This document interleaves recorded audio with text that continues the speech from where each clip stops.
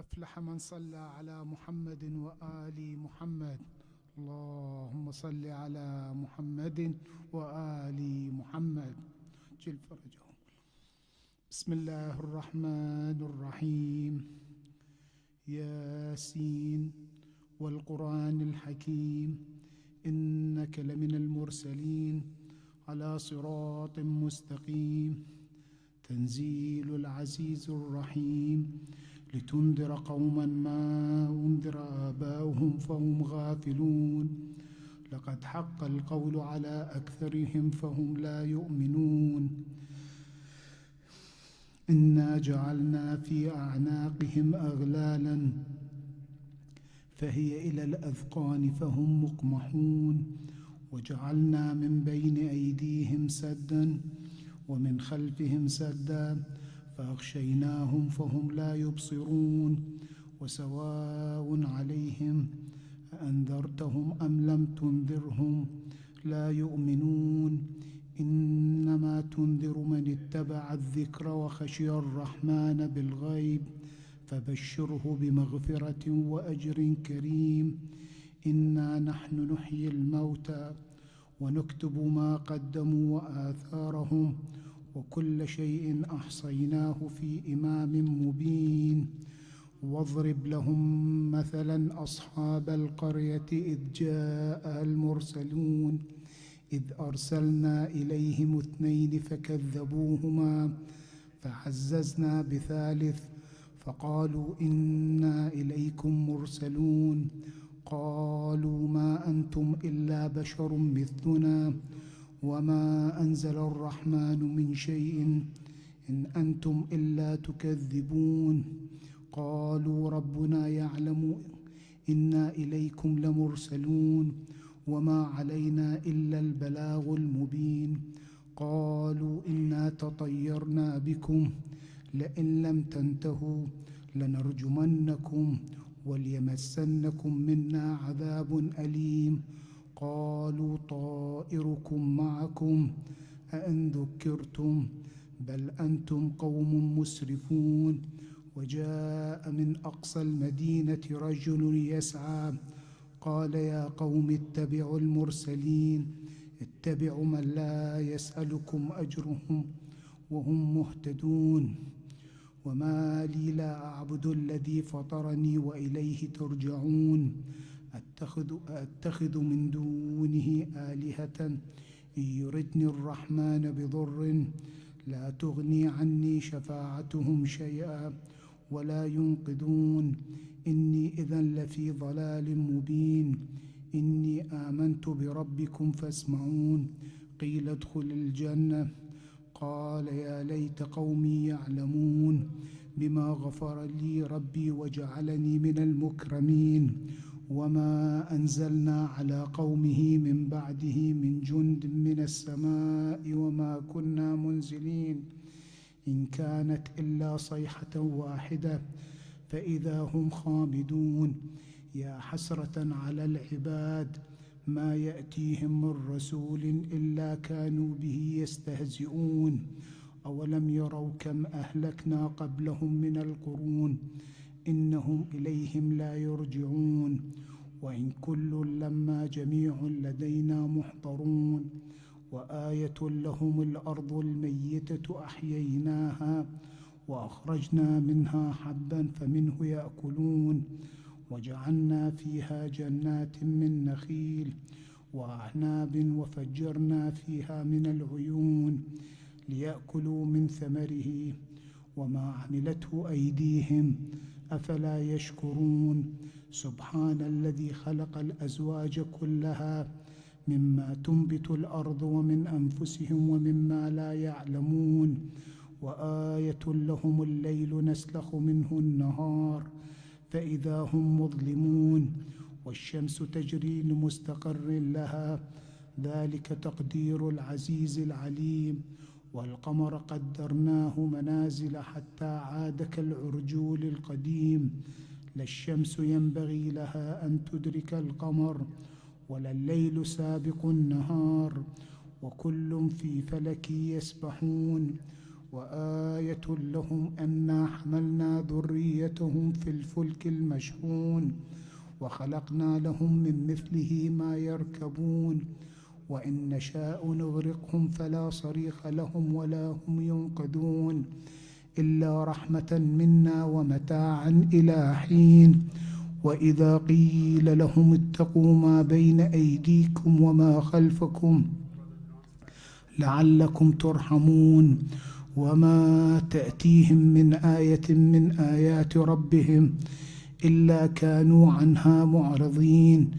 وإذا قيل لهم انفقوا مما رزقكم الله قال الذين كفروا للذين آمنوا أنطعم من لو يشاء الله أطعمه إن أنتم إلا في ضلال مبين. ويقولون متى هذا الوعد إن كنتم صادقين ما ينظرون إلا صيحة واحدة تأخذهم وهم يخصمون فلا يستطيعون توصية ولا إلى أهلهم يرجعون. ونفخ في الصور فإذا هم من الأجداث إلى ربهم ينسلون قالوا يا ويلنا من بعثنا من مرقدنا هذا ما وعد الرحمن وصدق المرسلون إن كانت إلا صيحة واحدة فإذا هم جميع لدينا محضرون. فاليوم لا تظلم نفس شيئا ولا تجزون إلا ما كنتم تعملون. إن أصحاب الجنة اليوم في شغل فاكهون هم وأزواجهم في ظلال على الأرائك متكئون لهم فيها فاكهة ولهم ما يدعون سلام قولا من رب رحيم. وامتازوا اليوم أيها المجرمون ألم أعهد إليكم يا بني آدم ألا تعبدوا الشيطان إنه لكم عدو مبين ونعبدوني هذا صراط مستقيم. ولقد أضل منكم جبلا كثيرا أفلم تكونوا تعقلون هذه جهنم التي كنتم توعدون اصلوها اليوم بما كنتم تكفرون. اليوم نختم على أفواههم وتكلمنا أيديهم وتشهد أرجلهم بما كانوا يكسبون. ولو نشاء لطمسنا على أعينهم فاستبقوا الصراط فأنى يبصرون ولو نشاء لمسخناهم على مكانتهم فما استطاعوا مضيا ولا يرجعون. ومن نعمره ننكسه في الخلق أفلا يعقلون. وما علمناه الشعر وما ينبغي له إن هو إلا ذكر وقرآن مبين لينذر من كان حيا ويحق القول على الكافرين. أولم يروا أنا خلقنا لهم مما عملته أيدينا أنعاما فهم لها مالكون وذللناها لهم فمنها ركوبهم ومنها يأكلون ولهم فيها منافع ومشارب أفلا يشكرون. واتخذوا من دون الله آلهة لعلهم ينصرون لا يستطيعون نصرهم وهم لهم جند محضرون. فلا يحزنك قولهم إنا نعلم ما يسرون وما يعلنون. أولم يرى الإنسان أنا خلقناه من نطفة فإذا هو خصيم مبين.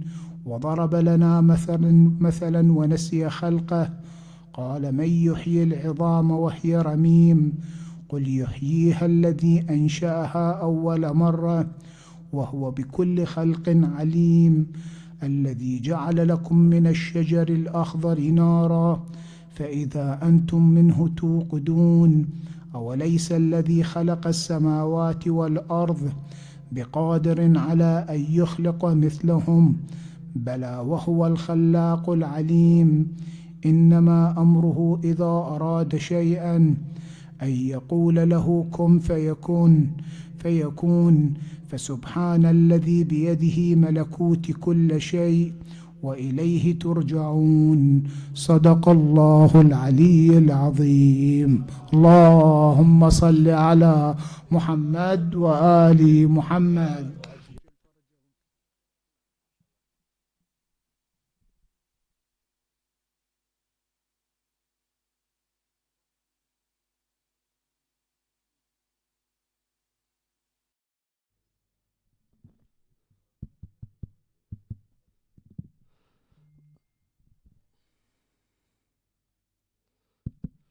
Muhammad wale Muhammad salawat. Allahumma salli ala Muhammad wa ajil farjhum. If I can please just ask all the brothers to come as far forward as possible. We have an English speaker with us tonight, so I think he would appreciate it as well as I. If you could all move as far forward, away from the sides and the back, as far forward as you can with the loud salawat.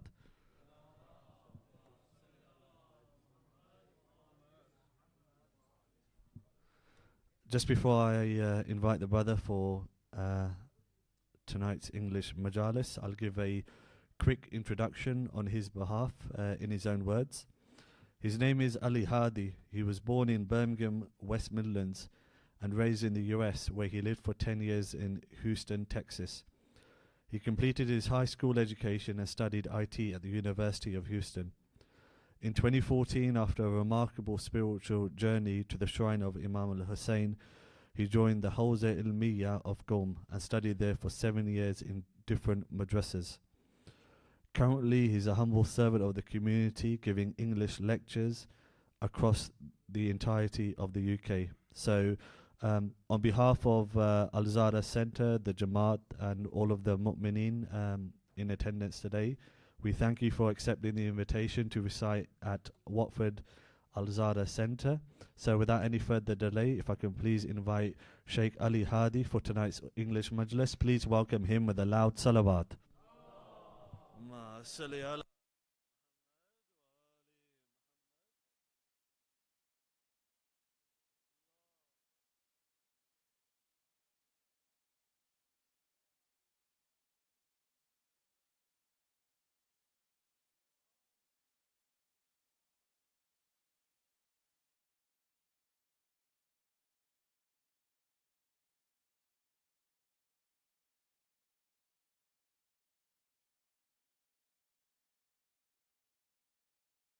محمد وجل.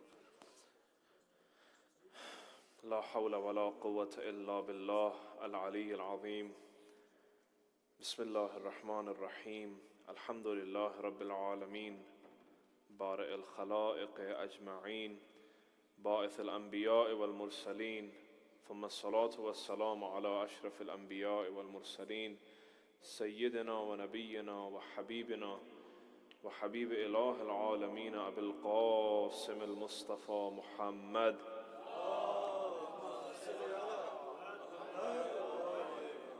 صلى الله عليه وعلى آله الطيبين الطاهرين، لا سيما بقية الله الأعظم حجة ابن الحسن، روحي وأرواحنا لتراب مقدمه الفداء. For the reappearance of the Imam of the age, please recite the salawat ala Muhammad wa ali Muhammad.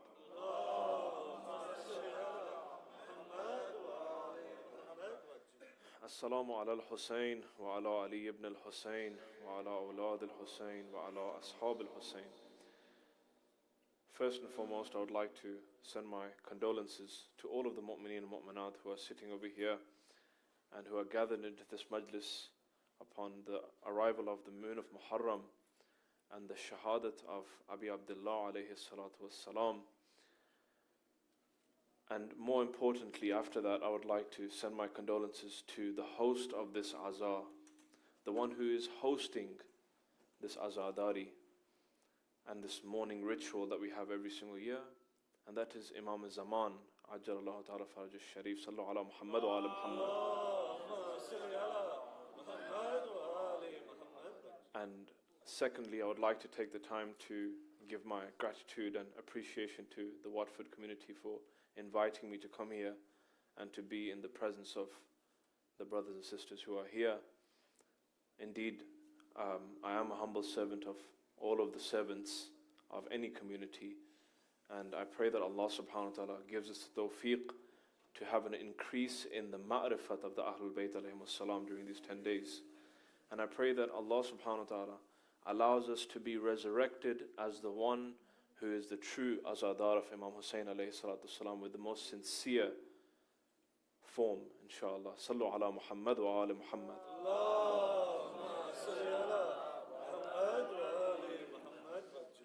The host of this azar, the one who is hosting this azadari and this mourning during these 10 days is Imam Zaman. In one of the ziyaras, Imam Zaman alayhi salatu salam, he says, لَأَنْدُبَنَّكَ صَبَاحًا وَمَسَاءً, that, oh my grandfather, oh Abu Abdullah, I cry for you every morning and every evening. And this is applicable for the days outside of Muharram, not only just in these days. لَأَنْدُبَنَّكَ صَبَاحًا وَمَسَاءً, it means that I cry for you every morning and every evening. This is the state of the huzn of Imam Zaman.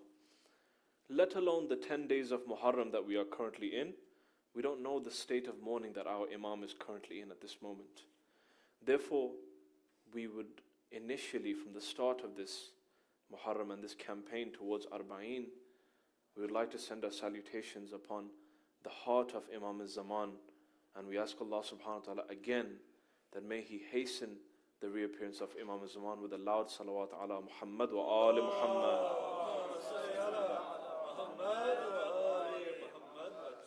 I would first like to quote a great scholar from Qom. He would say that I would long to see the moon of Muharram. I am more keen upon observing the sight of the crescent of Muharram than the crescent of Ramadan. As we all know that amongst the highly recommended acts of the month of Ramadan is to go out of your way and to go witness the moon of Ramadan. This great alim and this great teacher of Qom, he would say that I would long to see the crescent of Muharram more than the crescent of Ramadan. He would say this because these 10 days that we go through as a community, that we go through as a madhab, that we go through in this journey, we experience a different platform of love. We experience a platform of ishq. We experience a platform of ma'rifat of the Ahlul Bayt alayhimus salam. Yes, Ramadan itself, in its own holding, definitely Ramadan is great. It is the greatest of all months. It is the month of Allah subhanahu wa ta'ala. But the month of Abi Abdullah alayhi salatu salam, which is Muharram, this is the month of love.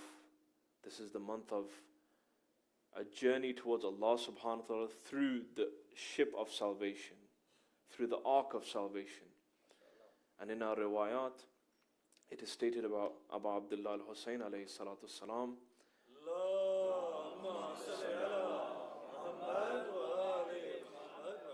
that he is Asra'u Sufun, that he is the ark of salvation, the one that reaches the fastest towards Allah subhanahu wa ta'ala. There isn't another ark of salvation that we can mention from the Ahlul Bayt alayhimus salam that reaches to Allah quicker than that of Imam Hussein alayhi salam. This is why this teacher would say that I would long to see the crescent of Muharram more than the crescent of Ramadan. Because one feels like as if his beliefs have grown stronger during these days. If one ever pays attention to what happens on the first night of Muharram, what exactly happens in this dunya? What happens to the existence of this dunya? Inshallah, I'll speak more about that tomorrow.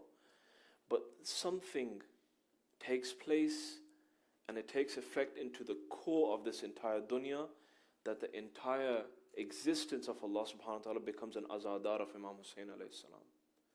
Not only just human beings, but in the core of this dunya, we hear this from urafa, we hear this from ulama, that the core of this dunya turns into an azadar. It turns into a mourner of Imam Hussein alayhi salam. Our souls become more soft from the cruelties of this dunya. And the effects of these 10 days, brothers and sisters, appear very quickly. It doesn't take time for it to appear. They start to happen straight away.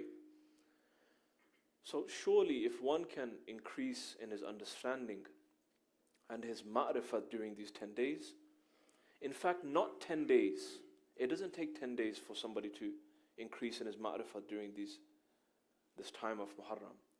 In just half a day, a person like Hur, who became a companion of the Imam Hussein alayhi salam, he went from being promised the depths of hellfire to being in the pinnacle of heavens with Hussein ibn Ali alayhi salatu salam. In just half a day. This is the changing that we see in Hur. Ascension towards Allah subhanahu wa ta'ala, brothers and sisters, is possible with Imam Hussein. Ascension towards Allah subhanahu wa ta'ala. If one really wants to see a change during these 10 days, and it's very possible that somebody can change his entire life around these 10 days, it's surely possible.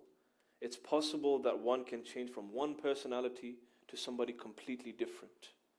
This is the meaning of Asra'us Sufun, or the quickest ship of salvation towards Allah subhanahu wa ta'ala.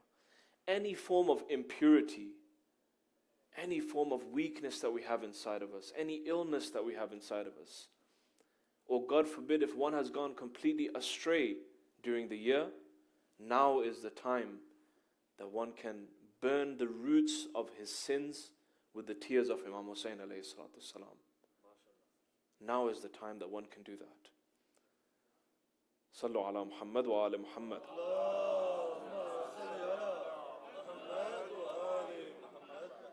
The talk of my discussion tonight is going to be about how can one reach in proximity towards Allah subhanahu wa ta'ala. How can one become close to Allah? And in the coming days I will speak about a devotion towards the cause of Allah subhanahu wa ta'ala. But I will start off with how can one reach towards in proximity with God. There are two ways that one can reach towards in proximity with Allah subhanahu wa ta'ala. One way is through acts of worship. One way is through ibadat, one way is through obedience, right? And the second way is through calamities and disasters. These are the two ways that we hear from our urafa that one can reach to Allah subhanahu wa ta'ala. It's either through worship or it's either through calamities and disasters. It's either that the wayfarer to Allah subhanahu wa ta'ala, he reaches his proximity through worship, through ibadat, or through calamities. These are the two ways that one can reach towards Allah subhanahu wa ta'ala. But calamities and disasters, they have two features that are greater than the acts of worship. There are two features of calamities and disasters. Although calamities and disasters and trials and tribulations, they don't result in our happiness. They don't result in us being satisfied or pleased. But they have two great features which I'm going to mention. One is that the person that is an abid, or a person that worships Allah subhanahu wa ta'ala, the one who prays namaz, the one who does hajj, the one who does zakat, the one who does the main rituals of Islam or the acts of worship, it's possible that a person like myself, I can start to find self-admiration. I can find an ego inside of myself once I am doing these acts. Once I'm performing these acts of worship, it's possible that I can become egotistic, or my nafs, it grows in my ego. This is one possibility of a person that is an abid, or a person that is doing these acts of worship. It's possible that a few times I pray Salatul Layl, or a few times I hold a majlis inside of my house, or I donate a large amount of money towards a charitable cause. It's possible that my nafs grows an ego inside of myself, that I am better than somebody else possibly. This is one possibility. Slowly, it's possible that after all of the good deeds that I have performed, I have a specific demand from Allah subhanahu wa ta'ala. That I have come this far, now in return it's time for Allah subhanahu wa ta'ala to bless me with X amount of wealth. Or it's time for Allah subhanahu wa ta'ala to give me something in my life. This could be a scenario of a person who is an abid, or a person who is a worshipper. I've stood this many nights for Salatul Layl. I've done this month as a nazr, so that I can receive something in return from Allah subhanahu wa ta'ala. Although ibadat and worship is supposed to allow somebody to break down in the presence of Allah subhanahu wa ta'ala, ibadat of Allah subhanahu wa ta'ala is supposed to allow someone to show humility in front of God. Sometimes the opposite of this happens. Sometimes the flip side of the coin happens. It may create a self-admiration inside of me. It may create an ego inside of me. And as time goes on, this worship and this ibadah turns into benefit seeking from Allah subhanahu wa ta'ala. That I have some sort of a trade with God, that I'm going to do this much amount of a'mal, this much amount of worship, and in return I want this from you, O Allah. And then in the return of all of these ibadat and worship, when it doesn't come inside of their lives, that blessing or whatever hajat that they want inside of their life, they have some sort of a tantrum with Allah subhanahu wa ta'ala. That, oh, I've done this much for God, but in return I'm not receiving anything. This could be a scenario of an abid. Brothers and sisters, just on a side note over here, if we do have any qualities, any attributes inside of our lives, if Allah has blessed me with anything, dear children, this is a reflection of the attributes of Allah subhanahu wa ta'ala. There's nothing that we hold inside of our lives that we can claim exclusively as my own. If I have knowledge, if I have a good physical appearance, if I have reputation in society, this is all from Allah subhanahu wa ta'ala. There's nothing that I can claim that is exclusively my own. If we are really the holders of any sort of characteristic, if we are the holders of any sort of traits inside of this dunya, all of it belongs to Allah subhanahu wa ta'ala. There's nothing that we are independent from. If somebody, like I said, has a beautiful appearance, if somebody is blessed with knowledge, if somebody has respect and a reputation inside of society, the things that we are usually proud of, right? The things that we are usually proud of. Pride in having a great physical appearance, proud of my children being successful, pride in my knowledge, pride in how much property I have, pride in how much wealth I have, and what a great job I have, for example. All of these are granted from Allah subhanahu wa ta'ala. We don't have anything that we can claim that is exclusively our own. From the time we were born into this dunya, the smallest and fragile being that we were as an infant, even the smallest of accidents could have ended our lives. Even the smallest of accidents could have ended our lives as an infant. As an infant, nobody has beauty. As an infant, nobody has knowledge. As an infant, nobody has property. And similarly, when we are leaving this dunya at an old age, we don't have these things either. There isn't a single attribute that we can relate to ourselves and say it is exclusively my own. Everything is given by Allah subhanahu wa ta'ala. In the munajat of Amir al-Mu'mineen, alayhi salatu wassalam, sallu ala Muhammad wa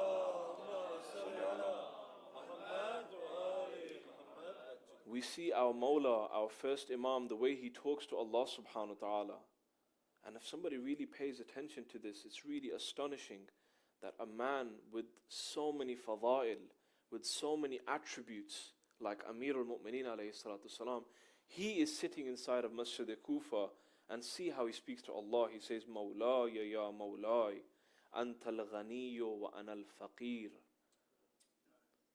Oh Allah, you are the wealthiest and I am the poorest. وَهَلْ يَرْحَمُ الْفَقِيرَ إِلَّا الْغَنِي. That how could it be possible that the poorest have the mercy on the wealthiest? Mawlaya ya Mawlay, Anta al-Alimu wa ana al-Jahil.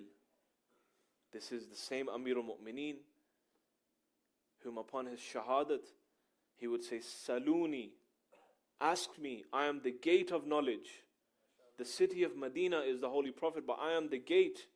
Whoever wants to enter into the city must come through the gate. This same Amir al-Mu'mineen alayhi salatu wasalam, he sits in Masjid al-Kufa, he says, Mawlaya ya Mawlay, Anta al-Alimu wa ana al-Jahil, wa hal yarhamu al-Jahilu illa al-Alim. This Amir al-Mu'mineen is stating, Oh Allah, you are the absolute knowledgeable and I am the absolute ignorant. Not in the meaning that Amir al-Mu'mineen doesn't have knowledge. This is not in the meaning that Amir al-Mu'mineen doesn't have knowledge. But Imam is showing us that whatever we have inside of our lives, whatever attributes that we have inside of our lives, is from Allah subhanahu wa ta'ala. And then he continues on in the same dua. He says, Mawlaya ya Mawlay, Anta al-Qawiyyu wa ana al-Dha'if. That, oh Allah, you are the absolute strength and I am the absolute weak. this same Amir al-Mu'mineen, who according to the riwayat, he lifts the gate of Khaybar and he throws it a few meters across to the side. This Amir al-Mu'mineen is in Masjid al-Kufa saying this to Allah subhanahu wa ta'ala. The message that I was trying to say from this is that whatever we have in our life, whatever we have is from Allah subhanahu wa ta'ala. Sallu ala Muhammad wa ali Muhammad.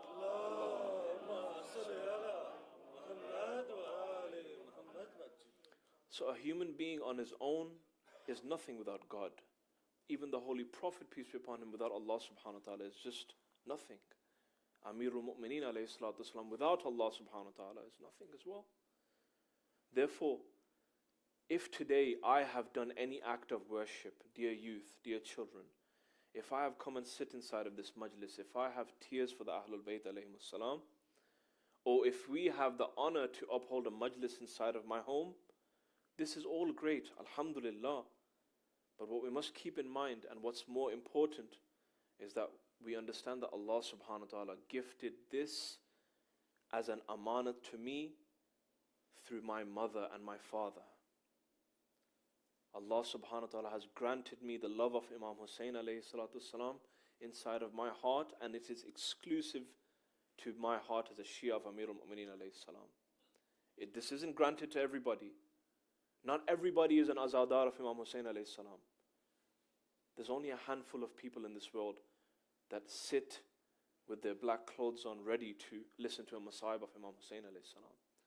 What a great honor this is.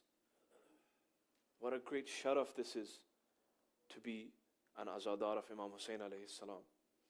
Allah subhanahu wa ta'ala was the one who instilled the love of the Ahlul Bayt inside of me. And there shouldn't be any room for any arrogance or pride during this month and these 10 days. One should be more humble and thankful to Allah subhanahu wa ta'ala for allowing us to board onto this ship of salvation in Hussein ibn Ali alayhi salatu wasalam.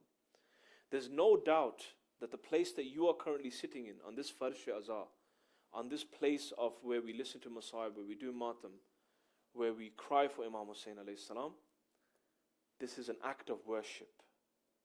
This is ibadat. Every moment that you are sitting here, this is considered as an act of worship.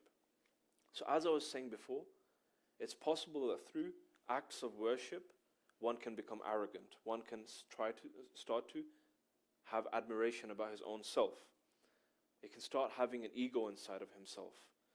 But on the other hand, when somebody is going through a calamity, when somebody is going through a disaster, when somebody is going through a trial and tribulation or difficulty inside of his life, there's no room for self-admiration or arrogance at that point.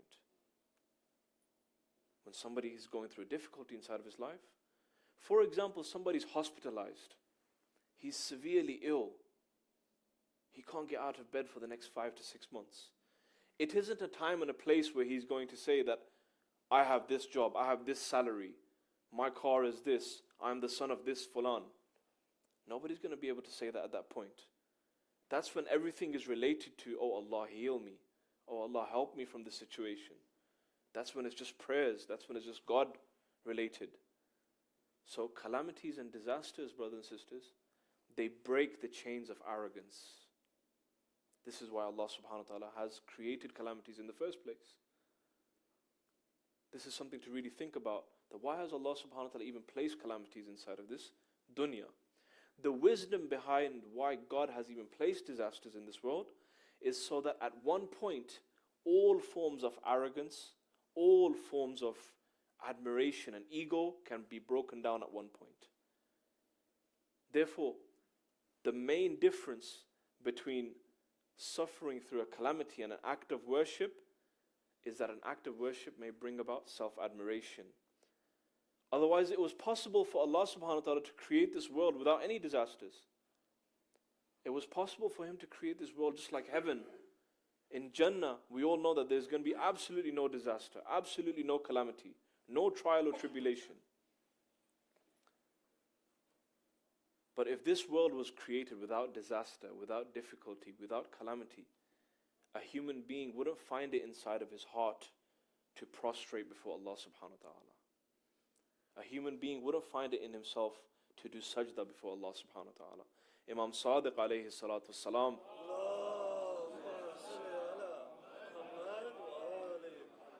he states that if 3 types of calamities did not befall upon mankind, he would not have found it inside of himself to prostrate before Allah subhanahu wa ta'ala. He says, لَوْلَا ثَلَاثٌ لِإِبْنَ آدَمَ مَا تَأْتَأَ رَأْسَهُ شَيْئًا. That if it wasn't for these 3 things, mankind wouldn't bow down before Allah subhanahu wa ta'ala. Which are the 3 things? Al-faqru wal-maradu wal-maut. Poverty, illness and death. If these 3 things didn't exist in this world, nobody would find it inside of themselves to prostrate before God. These are the 3 things that the Imam has mentioned that if we never had, we would never find a space inside of our heart to remember Allah subhanahu wa ta'ala. A question to everybody sitting here. If in this world there was no poverty, everybody was wealthy, endlessly wealthy, or if everybody in this world, they had the best health, and illness never had existed in this dunya, or everyone was immortal, death never existed. If you think about that for a second, that's everything that we need in this dunya. Right? So just imagine for a second that we're wealthy and immortal. Would there be any space inside of myself to worship Allah subhanahu wa ta'ala? Would I find the need to think about the akhirah? Would I find the need to even think about my grave? Nothing at all. Any illness, for example, a human being suffers, for example, like COVID-19. Let's give that example. If you gather the entire virus that had widespread in this dunya, in this world, just a couple of years ago, if you gather all of the virus and put it under a microscope, how many grams would it be? Would it weigh anything? This virus wouldn't weigh anything at all. It wouldn't have a weight to it. Those few milligrams that it could be have shown that the most powerful and the most arrogant of this dunya, that you are incapable in front of this microscopic virus. You are nothing in the face of a calamity sent down by Allah subhanahu wa ta'ala. This is what COVID has probably taught us, if we have seen it so far, that even the most wealthiest, the richest of all, they had become stuck in this disaster as well. Everyone became unable to protect themselves until they scrambled to find a vaccine. A microscopic virus showed the entire dunya the incapability of mankind's claim of science, the incapability of mankind's claim of knowledge. So calamity and disaster, it shows mankind that you are nothing in the power of Allah subhanahu wa ta'ala, in front of the power of God. It breaks the inner arrogance, it breaks the inner illnesses that we have. It allows us to break in front of Allah subhanahu wa ta'ala. And it's from this perspective, the value of calamities and disasters in this dunya is higher than the act of worship. If somebody can go ahead and not say disbelief when a calamity and disaster befalls upon him, Allah subhanahu wa ta'ala raises his ranks. Allah subhanahu wa ta'ala elevates him to a different status. And the Quran, Allah subhanahu wa ta'ala, He puts a stamp on this discussion. He says, Kalla innal insana la yatgha an ra'a wastaghna. That surely man shall transgress all boundaries once he sees himself as self-sufficient. When he sees a bit of self-sufficiency, when he sees that he doesn't need anything else, that's when man is going to transgress all boundaries. When one feels like as if he is incapable of anything, when he feels like he is vulnerable, this is when he will turn to Allah subhanahu wa ta'ala. But when one understands that he is vulnerable and powerless and incompetent in the face of Allah subhanahu wa ta'ala, only then he can bow in prostration to Allah subhanahu wa ta'ala. Sallu ala Muhammad wa ala Muhammad.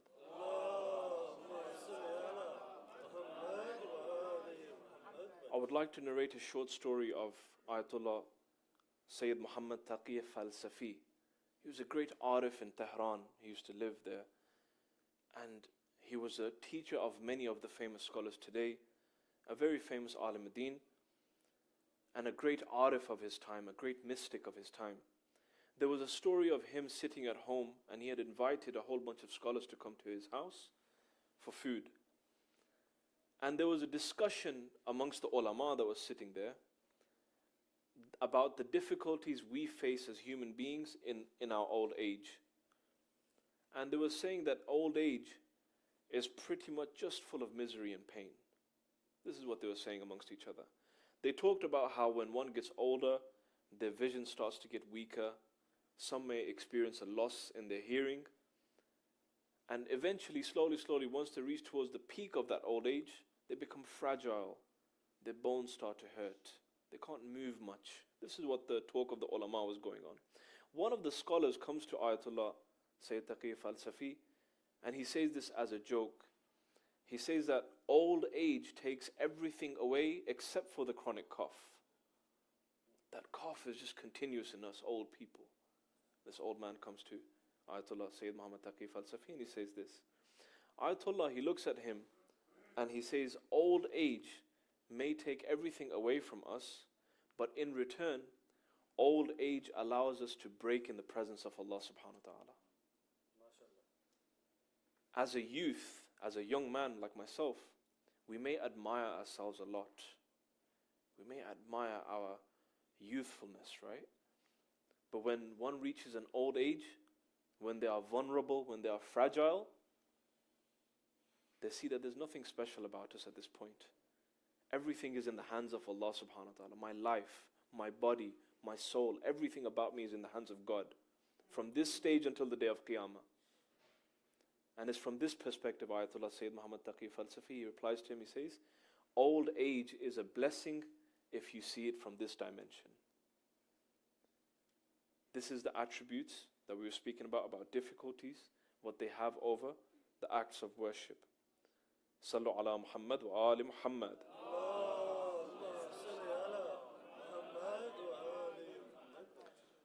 So there was one small little point that I made earlier on, that if we are able to not say disbelief, if we are able to stay patient during a calamity, during a difficulty or a trial, Allah subhanahu wa ta'ala elevates our status in this dunya.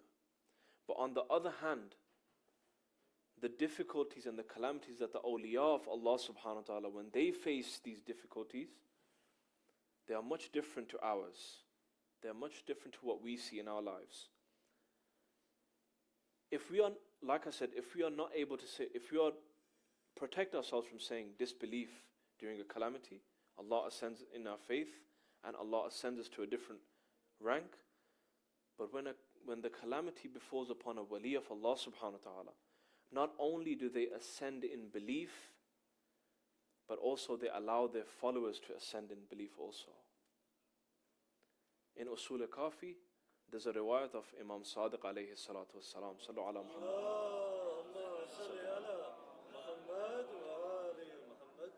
in where he states about Prophet Yusuf alayhi salam.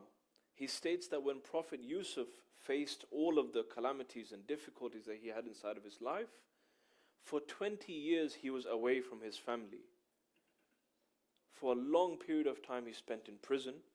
The difficulties he faced in the palace with Zulaykha, many years the Prophet spent in prison, like I said.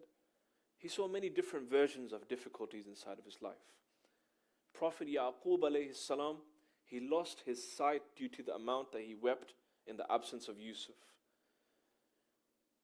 Hazrat Yusuf alayhi salam, during the entire tenure of this difficulty, he did nothing but obedience to Allah subhanahu wa ta'ala. He did nothing but praise Allah. He did nothing but worship God. Not once did he complain that out of all of the people, you selected me as a prophet to go through all of these difficulties. Imam Sadiq alayhi salatu wasalam, he states that Allah salli ala Muhammad. One more time for the love of Imam Sadiq, sallu ala Muhammad wa ala Muhammad. Salli ala Muhammad wa ali Muhammad.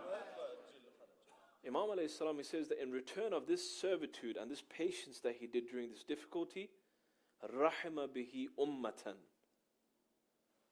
that not only did he have an elevated status before Allah, but he also allowed the mercy of Allah to be bestowed upon an entire nation. He allowed the mercy of Allah subhanahu wa ta'ala to be bestowed upon the entire of Egypt. An entire nation became the beneficiary of the sabr of Prophet Yusuf alayhi salam. Famine had ended in Egypt due to the sabr of Prophet Yusuf. Also, the brothers of Prophet Yusuf, who were promised hellfire for the intention of killing him for throwing in the well, they also repented and they had returned to Allah subhanahu wa ta'ala through the sabr of Prophet Yusuf alayhi salam. Prophet Yusuf was the one who suffered all of these difficulties and calamities. But the beneficiaries of this was an entire nation, was the whole of Egypt. And this is the point where I wanted to reach. All of the difficulties of the 124,000 prophets combined become incomparable to the calamity of Sayyid al-Shuhada alayhi salatu salam. If we combine all of the difficulties of the prophets and the imams put together, they become incomparable to Sayyid al-Shuhada. If the calamities of Prophet Yusuf allowed an entire nation to become its beneficiary, then the entire universe and all of that inhabits the skies and the earth become the beneficiary of the calamity of Imam Hussein alayhi salatu salam. And this is until the day of Qiyamah. This is until the day of Qiyamah. If we see in our majalis, all around the West and the East, there are people that may never have attended mosque throughout the year. They haven't come to the mosque throughout the year. But out of the love of Abi Abdullah alayhi salatu salam, they come to the masjid wearing black. In the state of grief, in a state of mourning, in a state of azar. As a famous poet from Iran, he would say, In Hussein kist ke alam hame divane oost. Who is this Hussein that the world yearns for? In chesham ist ke janha hame parwane oost. What type of light is this that the humans flock towards? May the salutations of Allah subhanahu wa ta'ala be upon the Shias of Amir al-Mu'mineen alayhi salatu wasalam, who throughout the history, through every single difficulty, through every single time, they had upheld the majlis of Abi Abdullah alayhi salatu wasalam. Through errors where they couldn't hold majlises inside of their mosques, through COVID-19 where they had to hold majalis on Zoom, where majalis would be so difficult to even listen to at that time. There were times where majalis couldn't be held because the government wouldn't allow this majlis to be held. But the Shias of Amir al-Mu'mineen alayhi salatu wasalam, they have always upheld this majlis. In any shart, in any condition, we've seen that a mourner of Abu Abdullah al-Hussein alayhi salam, he's always withheld this majlis. Before I end and go ahead to the Masaib, at the time of Reza Khan, who was the king of Iran before the revolution had happened, in the 1960s, in that era of time, the azadari of Imam Hussein alayhi salam was unlawful. It was forbidden. You weren't allowed to hold a majlis in society at that time. You weren't allowed to hold any majlis in any mosque at that time. It was strictly forbidden. There would be people on the streets. The government's people would be on the streets protecting the streets from any sort of majlis. They did not want any majlis happening at that time. Even wearing a chadar or wearing a hijab at that time was restricted at that time. And the ulama of Qum, at that time, they would hold their majalis inside of the basements. They would hold it in the basements so that the officers, they don't hear the sounds of crying. They don't hear the sounds of azadari. And if anyone was caught holding a majlis at that time in the 1960s in Iran, it would be a 5-year prison sentence. May Allah rest the soul of Ayatollah Hayri Yazdi, who lived during those ages. The great marja of Shias who lived at that time, and the founder of the Hawza Ilmiya of Qum, who was emotionally destroyed at that time, that we couldn't hold a majlis for Abu Abdullah al-Hussein alayhi salatu wasalam. That the azadari of the imam doesn't take place in Muharram in Iran. Somebody had come to him once and he said, Hajj Agha, at the end of the day, it's just a mustahab. Azadari is just a mustahab at the end of the day. He hasn't made Raza Khan hasn't made salat forbidden. He didn't make fasting forbidden. He didn't make going to the mosque forbidden. He just made a mustahab forbidden. And Ayatollah Hayri Yazdi looks at him and he says, Bale mustahab bist. Yes, it's a mustahab. Amma mustahab bist ke hezar ta wajib ro nigah dashte. It's a mustahab that has protected thousands of wajibs. It's a mustahab that has protected all of the wajibs of Islam, in fact. In Hussein Kist, ki alam hame divane oost. Who is this Hussein ibn Ali, whom the entire existence yearns for? For many years at that time, Saddam, people would be forced to either give their arm or their leg for the ziyarat of Imam Hussein alayhi salam, for the ziyarat of Karbala.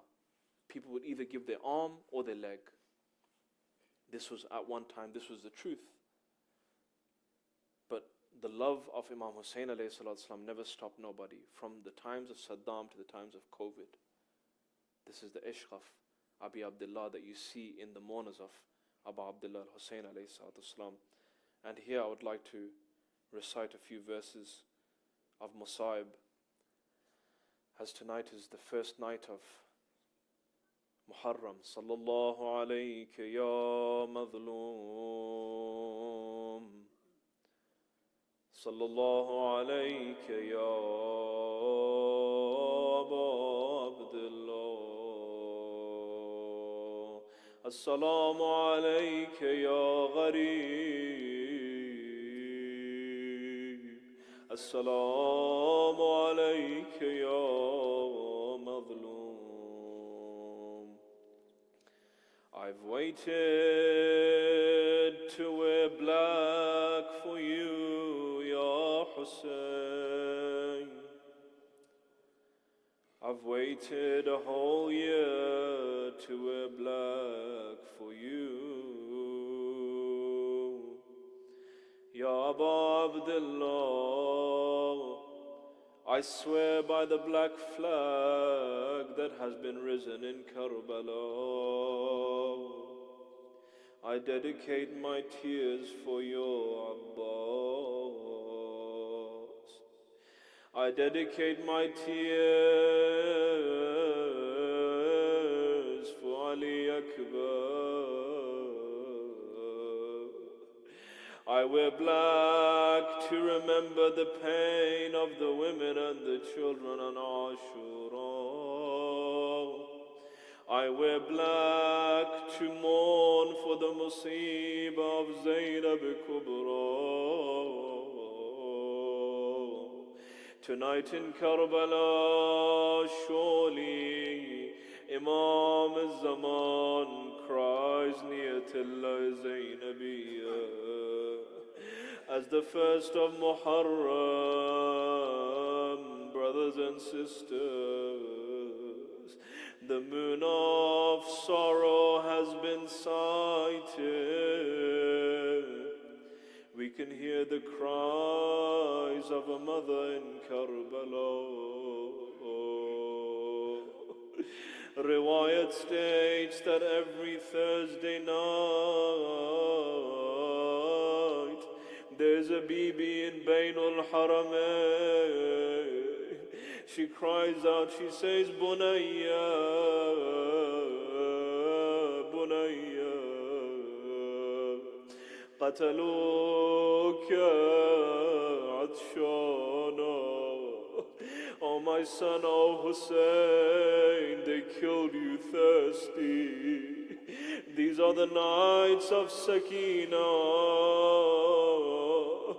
Oh brothers and sisters, the time to remember Alamdar Karbala has arrived.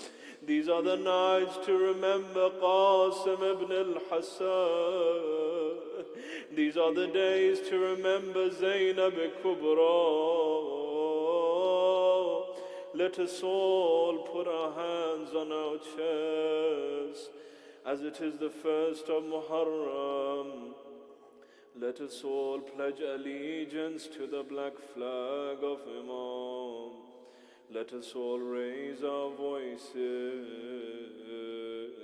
O Imam, we're here to mourn for Ali Asghar.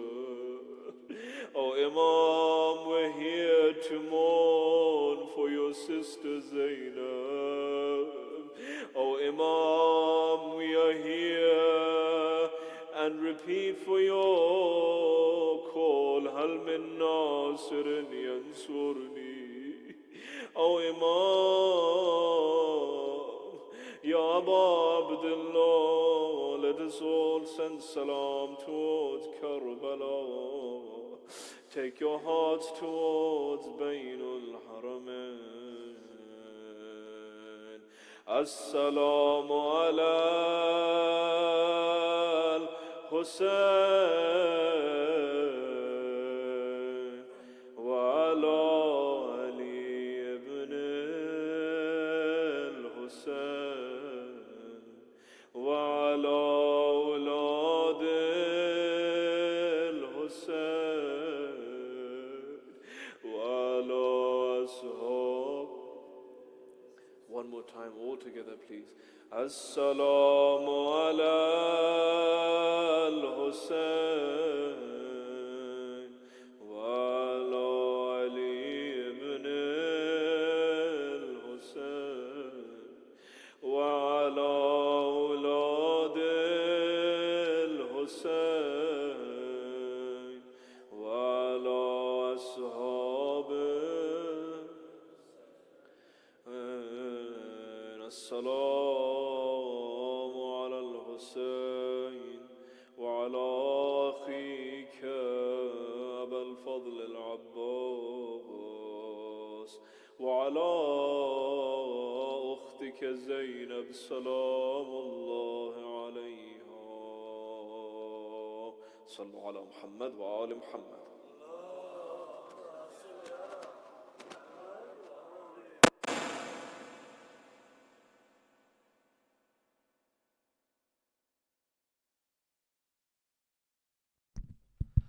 Brothers, please stay seated.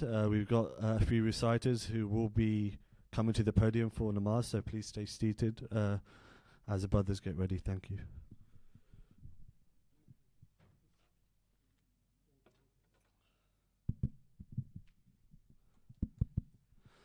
Firstly, if I can please invite Brother Sayyid Masood Kazmi to the podium for a few minutes. Please welcome him with a loud salawat.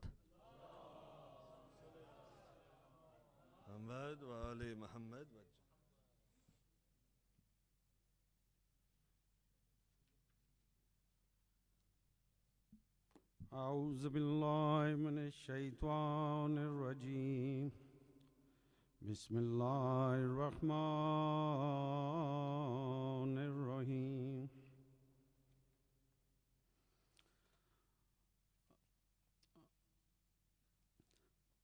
ओ चन्न पहली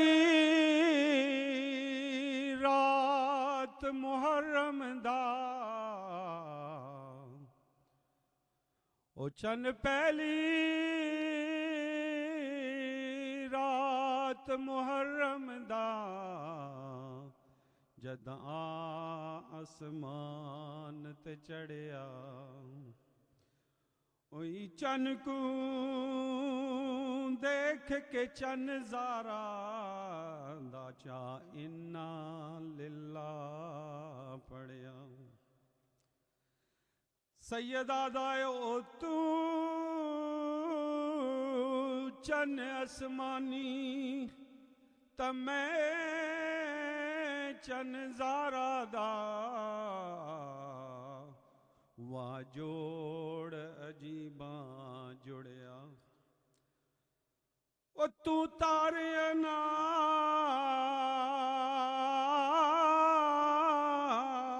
आबाद रसे मेरा उजड़ वैसी घर भरिया ओ ई चन खुशियां दा नहीं चढ़िया ए मोमन मर्द माइयां ओ इस चन दे विच ज़ारा ਓਏ ਇਸ ਚੰਨ ਦੇ ਵਿੱਚ ਚੰਨ ਜ਼ਾਹਰਾ ਦੇ ਪੁੱਤਰਾਂ ਦੀਆਂ ਲਾਸ਼ਾਂ ਚਾਈਆਂ ਆਦਾ ਪਿਆ ਇਸ ਚੰਨ ਵਿੱਚ ਜ਼ੈਨਬ ਉਜੜ ਗਈ ਤੇ ਹੱਥ ਵਿੱਚ ਰੱਸੀਆਂ ਪਾਈਆਂ ਉਹ ਜਿਹੜਿਆਂ ਘਰ ਵਿੱਚ ਨਾਈ ਟੁਰ ਸੰਗਦੀਆਂ ਉਹਨਾਂ ਨੂੰ 9 ਮੀਲ ਚਲਾਇਆ ਅੱਲਾਹੁਮਾ ਸੱਲि ਅਲਾ ਮੁਹੰਮਦ व आले मुहम्मद।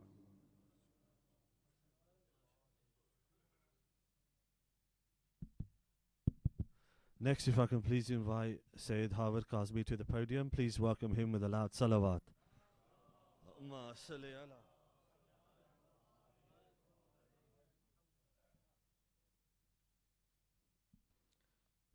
salawat.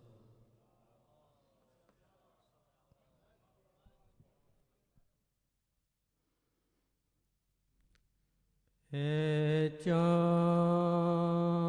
چاند کربلا کے تو نے تو دیکھے ہوں گے اے چاند کربلا کے تو نے تو دیکھے ہوں گے اترے تھے اس زمین پر عرش بری کے تارے اے چاند کربلا کے تو نے تو دیکھے ہوں گے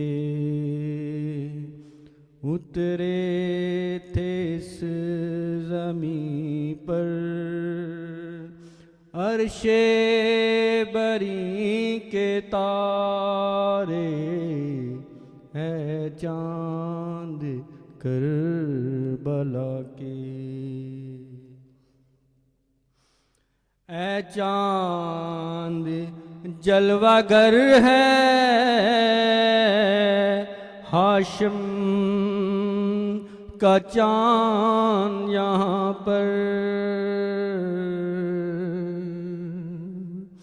اے چاند جلوہ گر ہے ہاشم کا چاند یہاں پر خیرات روشنی کی لے لیجیو یہاں سے اے چاند کربلا کے اے چاند اس زمین پر رکھیو ہمیشہ ٹھنڈک سوتے ہیں یہاں پر زہرا کے جو ہیں پیارے اے چاند کربلا کے بہت ہی پیارا اے چاند تسنیم سلسبیلو کوثر کے یہ ہیں مالک مارے گئے جو پیاسے اس نہر کے کنارے اے چاند کربلا کے تو نے تو دیکھے ہوں گے بازو کٹے یہیں پر عباس با وفا کے اذن وگا نہ پایا پانی بھی لا نہ پایا اے چاند کربلا کے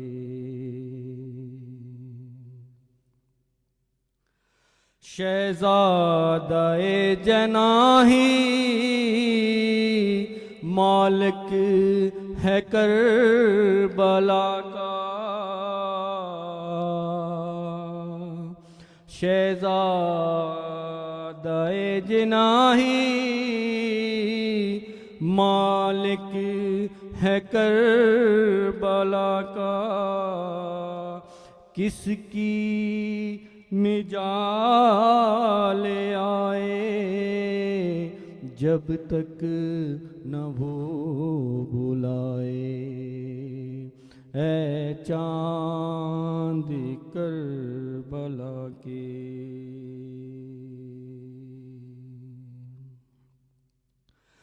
بازو بندے یہیں پر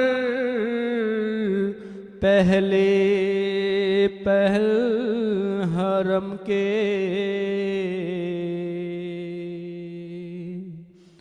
بازو بندے یہیں پر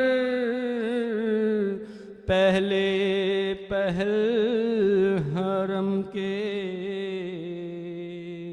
اس سرزمین سے نکلے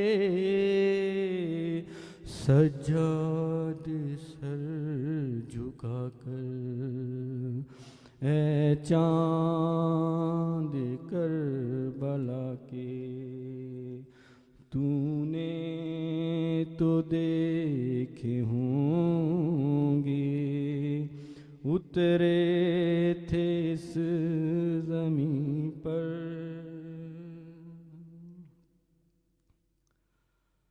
مارے گئے یہیں پر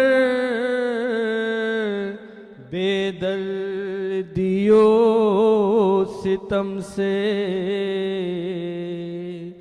مسلم کے دونوں پیارے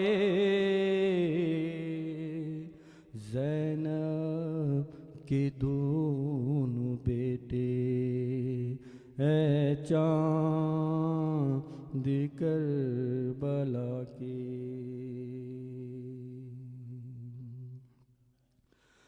پانی پلانے لائے ایک مہلکا کو سرور کیا ظلم حرملا نے تیرے ستم لگا کے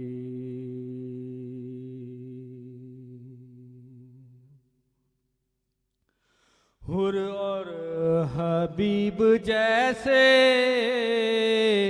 جاں باز اور حبا مارے گئے یہیں پر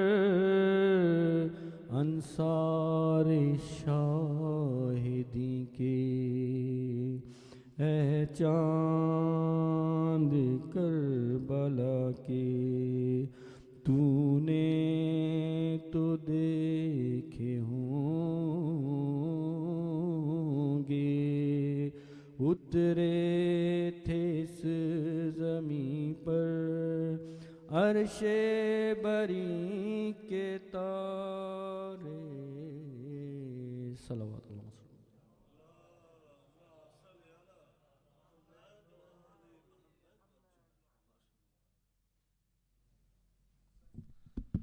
Finally, if I can please invite Uncle Shabir Naqvi to the podium, please welcome him with 3 loud salawats.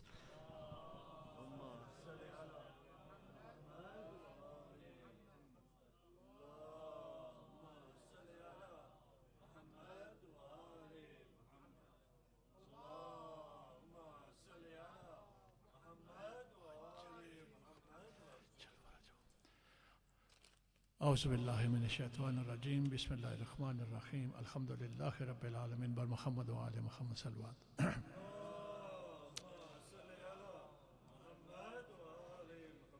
مولا حسین کی شان میں ایک کلام مولا کی روان کی مدینے سے کربلا کی طرف. نانے دے دیسنو کر کے سلام آخری ٹر پہ الزہرا جایا. نانے دے دیسنو کر کے سلام آخری ٹر پہ الزہرا جایا. بہنا نمانیاں روڑ پیاں نالے لان گران جندرے امت وطن چھڑایا. نانے دے دیسنو کر کے سلام آخری ٹر پہ الزہرا جایا. صغرا دیا آساں ٹوٹڑیاں صغرا دیا ٹوٹیاں آساں جڑنیاں نہیں. صغرا دیا ٹوٹیاں آساں جڑنیاں نہیں. کربل ول چلیا سنگتا مڑنیاں نہیں ہے مڑنیاں نہیں. کلیاں بیمار نو چھوڑ دیتا کلیاں بیمار نو چھوڑ دیتا. ایدے کول رہا نہ کوئی امڑی نہ باب جایا. نانے دے دیسنو کر کے سلام آخری ٹر پہ الزہرا جایا. ہر دکھ سفراں دا زینب تکنا ہے ویراں نال جا کے کلیا ولڑا ہے ولنا ہے. رب جانے کیویں غازی ویکھے گا کربل دی خاک نو زینب سیر دے ردا بنایا. نانے دے دیسنو کر کے سلام آخری ٹر پہ الزہرا جایا. عبداللہ دے گھر آن دی امڑی نے سامان لیا جو زینب اجڑی نے ہے اجڑی نے. چپ کر کے ٹر پہ دکھیاری چپ کر کے ٹر پہ دکھیاری. جیویں نال اپنے دو بچڑے ایک ماں دا بھرکا چایا. نانے دے دیسنو کر کے سلام آخری ٹر پہ الزہرا جایا. اکبر نو رو رو واجا مارے گی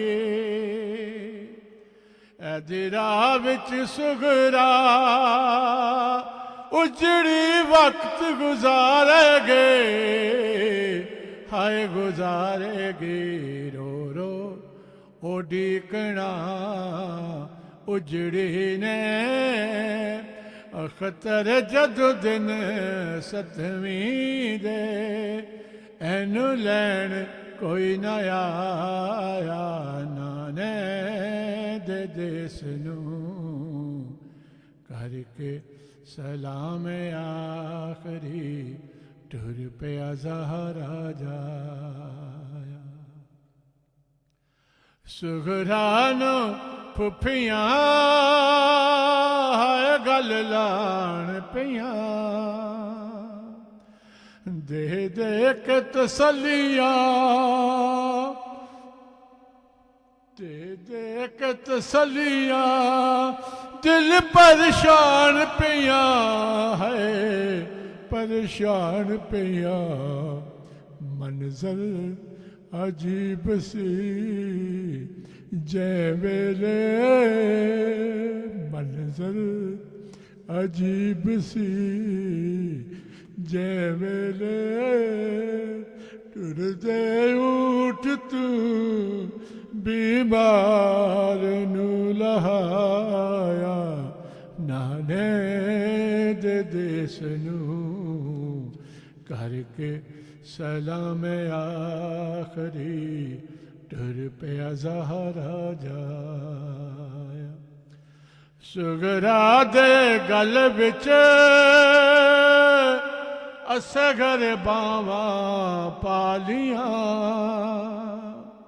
ਕਰ ਮਿੰਨਤਾਂ ਸਭ ਪਰੇਸ਼ਾਨ ਪਈਆਂ ਪਰੇਸ਼ਾਨ ਪਈਆਂ ਰੱਬ ਜਾਣੇ ਕਿ ਹੁਸੈਨ ਨੇ ਆਖਿਆ ਏ ਰੱਬ ਜਾਣੇ ਕਿ ਹੁਸੈਨ ਆਖਿਆ ਏ ਛੱਡ ਸੁਗਰਾ ਨੂੰ ਬਾਬੇ ਦੇ ਕੋਲ ਆ ਗਿਆ ਨਾਨੇ ਦੇ ਦੇਸ ਨੂੰ ਕਰਕੇ ਸਲਾਮ ਆਖਰੀ ਟੁਰ ਪਿਆ ਜ਼ਹਰਾ ਜਾਇਆ ਨਾਨੇ ਦੇ ਦੇਸ ਨੂੰ ਕਰਕੇ ਸਲਾਮ ਆਖਰੀ ਟੁਰ ਪਿਆ ਜ਼ਹਰਾ ਜਾਇਆ بر محمد و آل محمد صلی اللہ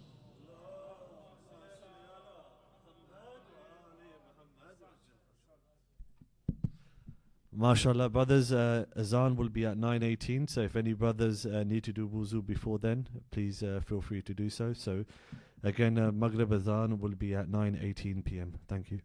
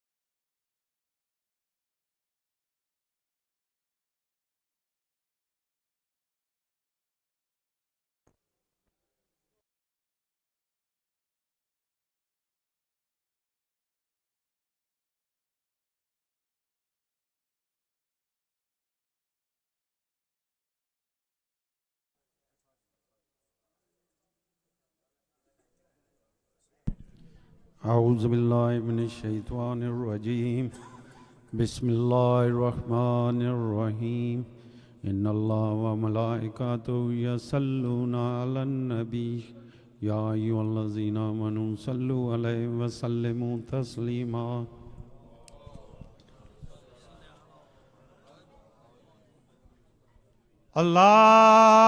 الله أكبر الله أكبر الله أكبر الله أكبر أشهد أن لا إله إلا الله أشهد أن لا إله إلا الله أشهد أن محمدًا رسول الله أشهد أن محمدًا رسول الله أشهد أن عليا ولي الله وأولاده المعصومين حجاج الله أشهد أن عليا حجة الله وأولاده المعصومين حجاج الله حي على الصلاة حي على الصلاة حي على الفلاح حي على الفلاح حي على خير العمل حي على خير العمل الله أكبر الله أكبر لا إله إلا الله لا إله إلا الله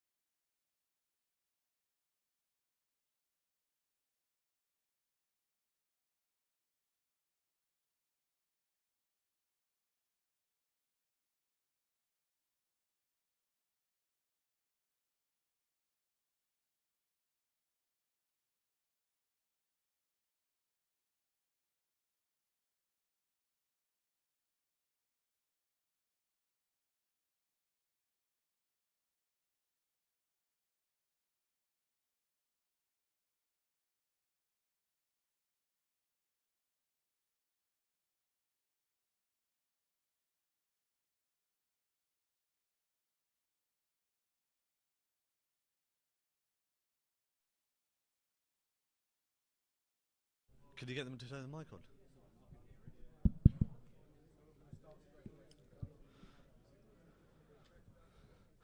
Muhammad wa ali Muhammad salawat. Allahumma salli ala Muhammad wa ali Muhammad wa ajil farajhum. Brothers, if you can please take your seats ASAP. We're already running behind schedule, so without any further delay, if I can please again invite Uncle Shabir Naqvi for a short recitation. Please welcome him with 3 loud salawats. Allahumma salli ala Muhammad wa ali Muhammad. Allahumma salli ala Muhammad wa ali Muhammad. Allahumma salli ala Muhammad wa ali Muhammad wa ajil farajahum.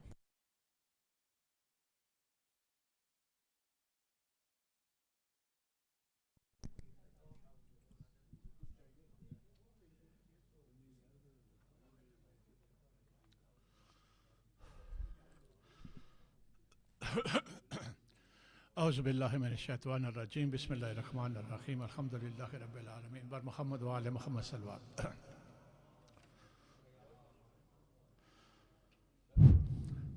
مولا حسین کی شان میں ایک کلام پہلے بھی میں نے کئی بار پڑھا ہے، مگر اس کلام کے بغیر میں سمجھتا ہے میری عبادت قبول جو ہے نا وہ ادھوری رہ جاتی ہے.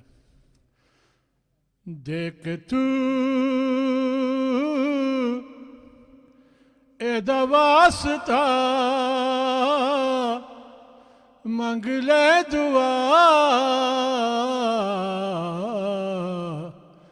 رب جانے تے حسین جانے، او رب جانے تے حسین جانے، رب جانے تے حسین جانے، رب جانے تے حسین جانے. دیکھ تو ایدا واسطہ منگ لے دعا،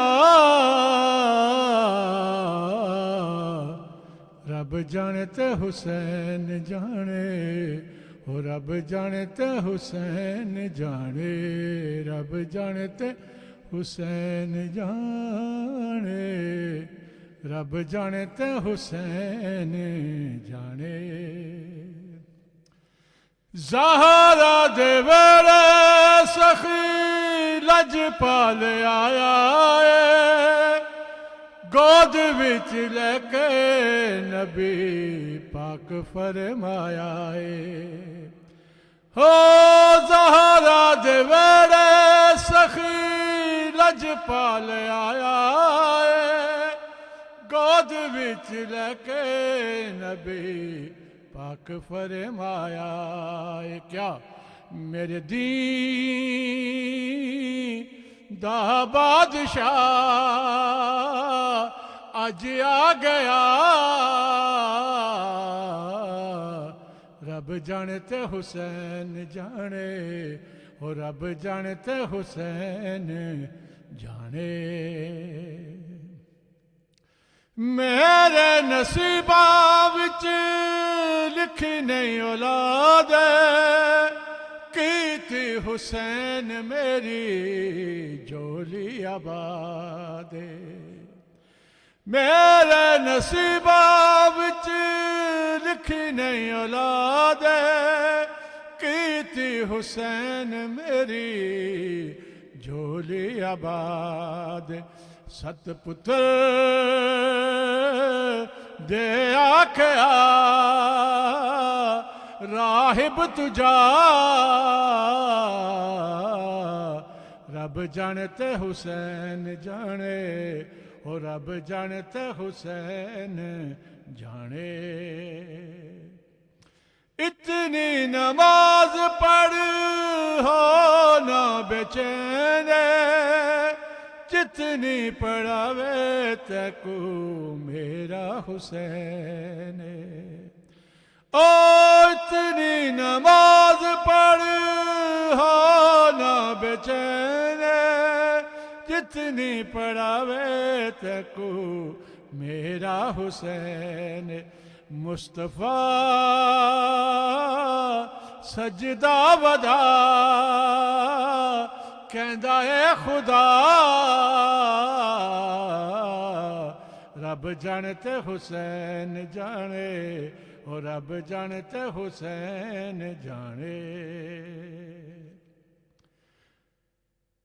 قربانی ہوگی دادا تیری قبول ہے آکھ جائے تے کو رب دا پنجواں اصول ہے جد میری خنجری اٹھا بچڑا بچا رب جانے تے حسین جانے او رب جانے تے حسین جانے رب تے حسین دووے رشتے نے جوڑ دے کیسر ایک دوجے دی نہیں ہے موڑ دے بن کے تو ہر وانگو آ منگ لے دعا رب جانے تے حسین جانے اور رب جانے تے حسین جانے ہن تے ضرور آکھاں گا کوئی نہیں ساڈے نال دا ساڈے تے فیض ہویا زہرا دے لال دا آج سے بڑھ کر کیوں نہ کہوں مولانا ہن تے ضرور آکھاں گا کوئی نہیں ساڈے نال دا ساڈے تے فیض ہویا زہرا دے لال دا ان کے آئے تاہیں برملا ڈرنا ذرا رب جانے تے حسین جانے اور رب جانے تے حسین جانے دس آئے غازی نوے امل بنی نے مننی حسین دی گل اے خو تیرا دین جو کوے او من دا جا بس کر دا جا رب جانے تے حسین جانے او رب جانے تے حسین جانے آیا اے غازی جدا نرے الکمانو مشکی زبر کے دسیا فوج اشکیانو جنگ کریں نہ میرے برا حسین آکھیا رب جانے تے حسین جانے رب جانے تے حسین جانے سجدے چ گردن کٹائی حسین نے اللہ دی تسبیح بچائی حسین نے ہاں سجدے چ گردن کٹائی حسین نے اللہ دی تسبیح بچائی حسین نے چڑھنے سے تے پڑھیا قرآن چڑھنے سے تے پڑھیا قرآن حسین دی شان رب جانے تے حسین جانے اور رب جانے تے حسین جانے رب جانے تے حسین حسین حسین حسین حسین جانے بر محمد و آل محمد صلی اللہ علیہ وسلم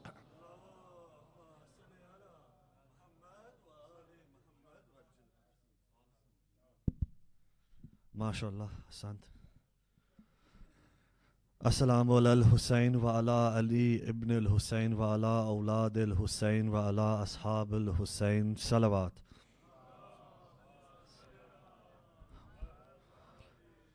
Please join me reciting Surah Al-Fatiha once and Surah Ikhlas 3 times. For all marhumin, especially for Sayyida Hamida Begum, whose death anniversary falls today. Also tonight, Sabili is sponsored by Brother Adnan. So for his marhumin as well as all of your own, Al-Fatiha. Bismillah.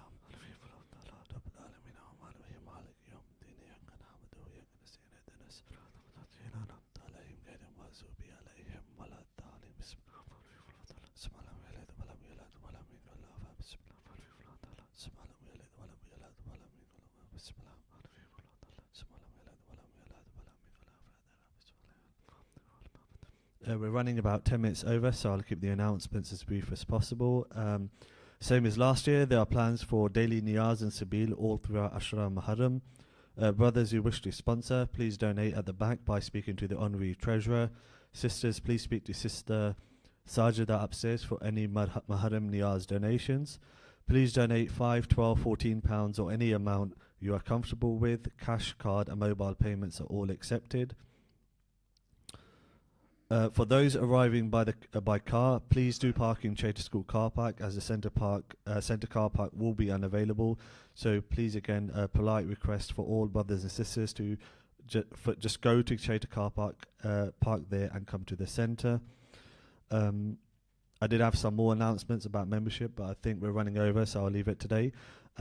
This year's speaker needs no introduction, as he has served faithfully the Jamaat for over 4 years. Firstly, welcome back to Watford, and thank you again on behalf of the entire Jamaat for accepting the invitation to recite this year's Urdu Ashra Muharram. So without any further delay, if I can please invite Maulana Sayyid Muhammad Rizvi for tonight's majlis. Please welcome him with a loud salawat.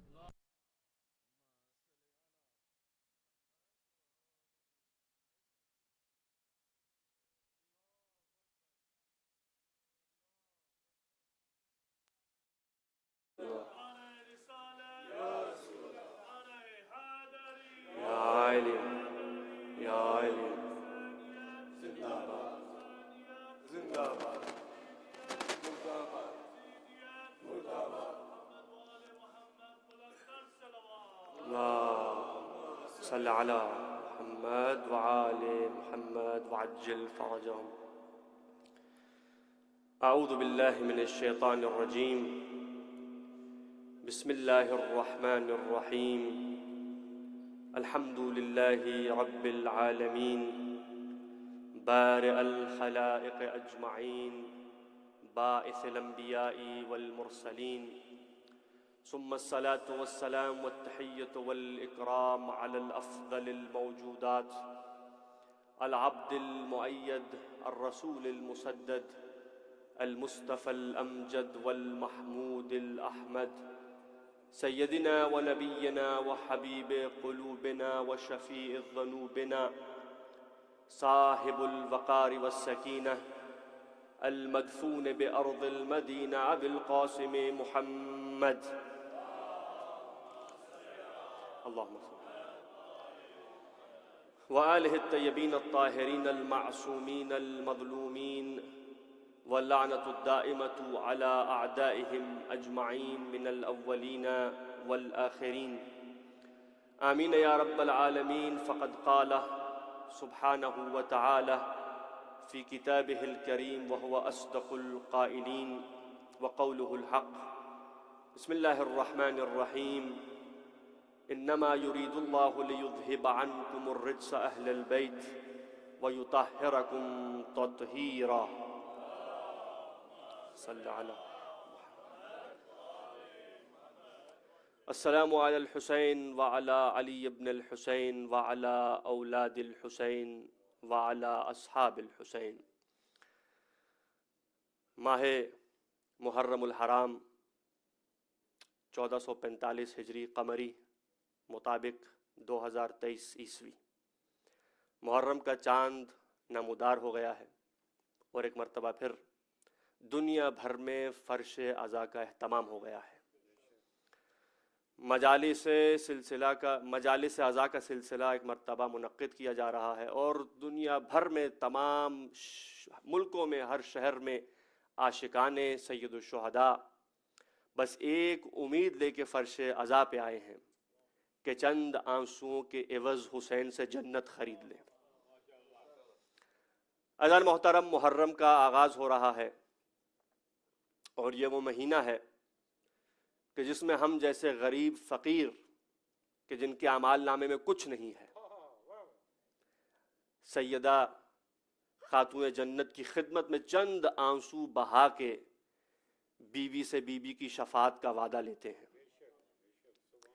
پورے سال اگر ہمارے اعمال ضائع ہو جائیں، نمازیں رد ہو جائیں، تو کم سے کم اس مہینے میں ایک امید تو ہوتی ہے کہ ماؤں نے جو بچپنے سے علی علی اور حسین حسین کرنا سکھایا تھا، جو محبت اور مودت کی تعلیم اور تربیت دی تھی، آخر اس محبت کا جو نتیجہ ہے وہ محرم میں سامنے آتا ہے کہ سارا سال اگر کوئی امام بارگاہ میں نہ آئے تو نام حسین پہ کھینچا آتا ہے۔ توجہ عزیزان محترم، انشاءاللہ میرا ساتھ دیں گے آپ؟ ابھی اتنا عرصہ تو نہیں ہوا مجھے گئے، تو انشاءاللہ آپ 10 دن میرے ساتھ رہیں گے، برداشت کریں گے۔ کل سے رسمی طور پہ موضوع کا آغاز کروں گا۔ آج کیونکہ پہلی مجلس ہے، چاہتا ہوں سید الشہداء کی عظمت، فضیلت اور ان کے مصائب میں چند جملے عرض کر کے مجلس کو تمام کر دوں۔ موضوع باقاعدہ کل سے آغاز ہوگا، اور موضوع اس سال جس عنوان کو لے کے آپ کی خدمت میں حاضر ہوں گا وہ ہے دین اسلام پر آل ابو طالب کے احسانات، یعنی اس دین کی خدمت خاندان ابو طالب نے کس طریقے سے کی، اس دین کے لیے آل ابو طالب نے کون کون سی قربانیاں کب اور کہاں کہاں دیں، اس دین کے لیے آل ابو طالب نے اپنا خون و پسینہ کہاں پہ صرف کیا، اور اگر وہ قربانی، وہ احسان اور وہ اعمال نہ ہوتے تو آج یہ دین آپ اور ہمارے گھر میں نہ ہوتا۔ یہ تو رہی کل کی بات۔ سید الشہداء کی عظمت میں بس یہی عرض کروں گا کہ جس سرزمین پہ میرے مولا کی زیارت گاہ ہے، اس سرزمین سے افضل کوئی زمین نہیں ہے۔ معصوم فرماتے ہیں کہ کربلا نے ناز کیا، معاف کیجیے، مکے نے ناز کیا کہ مجھ میں کعبہ ہے، اللہ نے وہی بھیج کے روک دیا۔ مالی السبتین کی روایت ہے، مرحوم شیخ مہدی مازندرانی کربلا میں خطیب تھے، حرم کے اندر جو منبر امام حسین ہے اس پر انہوں نے 50 سال سے زیادہ خطابت کی ہے۔ اپنی مجلس میں کہتے ہیں کہ مکے کی سرزمین نے جب ناز کیا کہ اللہ نے مجھ پہ کعبہ بنایا ہے، تو اللہ نے الہام وحی کی کہ ابھی اتنا ناز نہ کر، ایک ایسی سرزمین ہے کہ اگر وہ نہ ہوتی تو تو نہ ہوتی۔ کہا کس بات پہ ناز ہے؟ تو مکے نے کہا پروردگارہ میرے اندر کعبہ ہے، دنیا یہاں کھینچی آتی ہے، حاجی حج کے لیے مکے جاتے ہیں، تو کہا اچھا اگر تجھ میں کعبہ ہے تو اس زمین میں امام کعبہ ہے۔ بھئی مکے کی سرزمین گھبرا گئی کہ پروردگارہ مجھ سے بہتر بھی کوئی زمین ہے، مجھ سے بہتر بھی کوئی سرزمین ہے؟ تو کہا ہاں ہے۔ کہا پروردگارہ وہ کون سی سرزمین ہے؟ کہا سن، وہ سرزمین ہے جس میں میرے آخری نبی، میرے حبیب کا نواسا قیامت تک کے لیے سو جائے گا، قیامت تک کے لیے اس سرزمین میں حسین سو جائیں گے۔ اگر تجھ میں حاجی کھینچے آتے ہیں تو وہاں زائرین حسین کھینچے آئیں گے۔ کہا اتنا ناز مت کر۔ تو یہ ہے کربلا کی فضیلت، فضیلت کربلا، شرافت کربلا، مقام و عزت کربلا اس قدر بلند ہے کہ جب قیامت آئے گی تو سرزمین کربلا کو اٹھا کے جنت میں یوں منتقل کیا جائے گا۔ عزیزان محترم، راوی آیا میرے مولا چھٹے امام امام جعفر صادق علیہ الصلوۃ والسلام کی خدمت میں،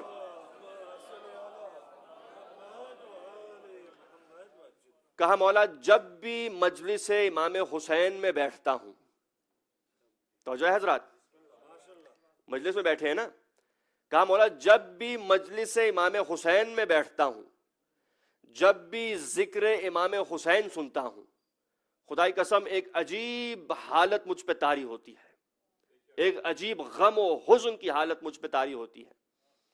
تو میرے مولا نے کہا اچھا سن، جب بھی کبھی حسین مجلس حسین میں تیرا دل پھٹنے لگے، دل ٹوٹنے لگے، تو کربلا کا رخ کر کے 3 مرتبہ کہنا صلی اللہ علیہ یا ابا عبداللہ، کربلا کا رخ کرنا، 3 مرتبہ میرے دادا حسین کو یاد کرنا. اس کے بعد میرے مولا زیارت کا جملہ کہتے ہیں، اور کہتے ہیں کہ جب بھی کربلا زیارت کو جانا تو یہ جملہ ضرور کہنا. کیا جملہ؟ اشہد انک دمک سکن فی الخلد. اے حسین، توجہ، اے بہت بڑا جملہ ہے، مولا کا ہے. اے حسین، میں گواہی دیتا ہوں آپ کے خون کا ٹھکانہ اور مسکن خدا کی جنت ہے. غور نہیں کیا. اے حسین، میں گواہی دیتا ہوں آپ کے خون کا مسکن، ٹھکانہ، مقام اللہ کی جنت ہے، خلد بری ہے. بھئی یہاں پہ حیرت کا مقام، تعجب کا مقام ہے، کیونکہ جنت میں تو بس روح ہوگی. پتہ نہیں یار، 2-3 دن لگ جائیں گے آپ کو جاگتے. بھئی وہ مقام تجرد ہے، مقام نور ہے، مادیات سے دور ہے وہ مقام، وہ دنیا، وہ عالم. لیکن اشہد انک سکن دم، اشہد ان دمک سکن فی الخلد، میں گواہی دے رہا ہوں کہ حسین آپ کا خون جنت میں ہے. یعنی غور تو کیجئے کیسا خون ہوگا. بھئی جہاں پہ روح ارواح کا مقام ہے، جہاں انسان کی روح جائے گی، بھئی مجھے کہنے دیجئے جس حسین کا خون جنت میں ہوگا اس حسین کی روح و جان کہاں ہوگی؟ اسی لیے تو زیارت میں آپ کہتے ہیں السلام علیک یا سار اللہ، سلام ہو آپ پر ہے خون خدا. سار اللہ، اللہ کا خون. السلام علیک یا سار اللہ، سلام ہو آپ پر ہے اللہ کے خون. تو اگر باپ سار اللہ ہے، اگر بیٹا سار اللہ ہے تو باپ نفس اللہ ہے. آپ جوڑیں کڑی کو کڑی سے جوڑیں. بیٹا اگر سار اللہ ہے، باپ نفس اللہ ہے. کہا آپ کا خون جنت میں ہے. اس کے بعد میرے مولا کہتے ہیں سنو، شہادت حسین سے عرش الہی لرز اٹھا تھا، کانپ اٹھا تھا. یعنی خون کی نسبت، حسین کے خون کی نسبت ہے جنت سے، شہادت کی نسبت ہے عرش سے. پتہ نہیں توجہ ہے کہ نہیں. خون ہے تو جنت میں، شہادت ہے تو عرش الہی. پھر کہا وَبَكَى لَهُ جَمِيعَ الْخَلَائِقِ، حسین کی شہادت پر تمام خلائق خدا نے گریہ کیا. تمام، جمیع الخلائق. اچھا یہ خلائق کا جو لفظ ہے الخلائق، اس میں تمام موجودات ہیں، لیکن امام نے کہا جمیع الخلائق، یعنی سب کی سب موجودات، تمام کی تمام مخلوقات آپ کی شہادت پہ ہر شے نے گریہ کیا. جس کو اللہ نے بنایا تھا اس نے گریہ کیا. تو اب عزاداری کی نسبت ہے تمام خلائق سے. دوبارہ چلیے گا. خون حسین کی نسبت جنت سے، شہادت حسین کی نسبت عرش الہی سے، عزاداری حسین کی نسبت تمام خلائق سے، اور زیارت حسین کی نسبت تو خود خدا سے ہے. گھبرا گئے؟ حدیث سناؤں؟ کتاب خصائص الحسینیہ مرحوم آیت اللہ شیخ جعفر ششتری نے عجیب روایت کو لکھا ہے. کانا کمن زارہ، یعنی جو حسین کی زیارت کرے، کانا کمن زار اللہ فی عرشہ، جو حسین کی زیارت کو جائے گویا ایسا ہے وہ عرش پہ خدا کی زیارت کو گیا ہے. مقام حسین مقام پروردگار سے اتنا قریب ہے کہ جو حسین کی زیارت پہ جائے وہ پھر کربلا میں نہیں اپنے آپ کو عرش الہی پہ محسوس کر رہا ہے. تو زیارت حسین کی نسبت خدا سے، بھئی جو سار اللہ ہے، خون ہے تو جنت میں، شہادت ہے تو فرشتے عرش الہی پہ عزاداری کر رہے ہیں. عزاداری سید الشہداء تو کوئی مخلوق نہیں، اسی لیے شہادت حسین کے بعد 40 دن تک آسمان سے خون کی بارش، قطرے ٹپکتے رہے. کوئی پتھر نہیں تھا کہ اٹھایا تو نیچے سے خون نکلا تھا. دودھ اکثر دیکھا گیا، دودھ، پانی میں خون پایا جاتا تھا. یعنی 40 دن تک زمین و آسمان نے جس ہستی پہ گریہ کیا وہ مولا حسین ہے. عزاداری تو عرش الہی، زیارت تو کانا کمن زار اللہ فی عرشے، تو گویا ایسے ہے کہ جس نے خود خدا کی زیارت کی ہو. اب اگلا جملہ سنیں گے، بھئی قبر کی نسبت تو خاک شفا سے. فضیلت امام حسین، قبر کی مٹی ہے تو خاک شفا ہے. راوی کہتا ہے کہ میں نے خود دیکھا چھٹے امام کے ہاتھ میں اکثر سبز رنگ کا ایک ریشمی رومال ہوا کرتا تھا. نماز کے وقت اس رومال کو سامنے رکھ کے آپ کھولتے تھے، اس میں خاک شفا تھی. اور خاک شفا پہ آپ سجدہ کیا کرتے تھے. اور اس کے بعد فرماتے تھے کہ سب سے بہترین سجدہ میرے دادا حسین کی خاک کربلا پہ ہے. تو خاک، اس کے بعد کہا سنو، فیہ شفاء لکل داء، یہ ایسی خاک ہے جس میں ہر درد کی شفا ہے. وَأَمَانٌ مِّن كُلِّ خَوْفٍ، کوئی ایسا خوف نہیں کہ خاک شفا میں اس کے لیے یہ امان ہے. بھائی صرف جسمانی امراض کے لیے شفا نہیں ہے خاک شفا. یہ خاک شفا تعویذ ہے، اسے جیب میں رکھیں، اسے گھر میں رکھیں، بلا دور ہو جائے گی. جیب میں رکھیں، تعویذ کی طرح آپ کی حفاظت کرے گی. حد تو یہ ہے، ہر مومن کی وصیت یہ ہوتی ہے خاک شفا کو میری قبر میں بھی رکھو، میری قبر میں حسین کی قبر کی مٹی ہو. امان ہے خوف سے، قبر کا خوف نہ ہوگا. مولا کہتے ہیں بس جسمانی امراض کی شفا نہیں ہے، روح، بدن اور اس کے علاوہ تمام تر روحانی امراض اور خوف سے امان ہے سید الشہداء کی خاک شفا. درود پڑھیے محمد و آل محمد پر.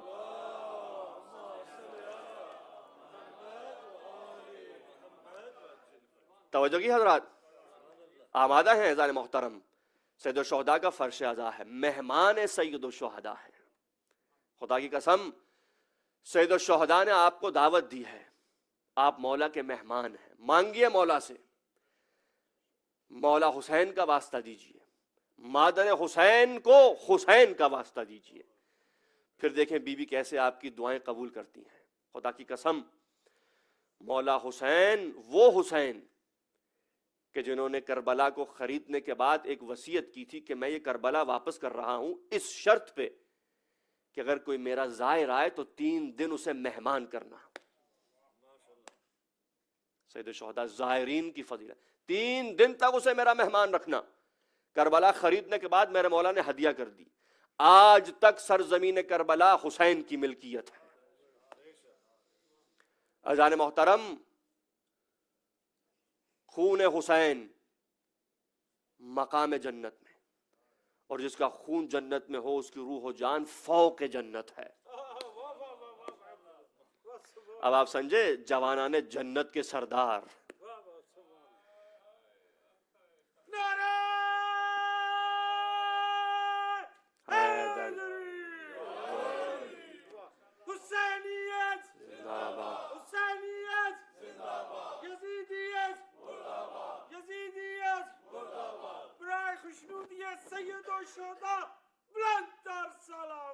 اللہم صلی علی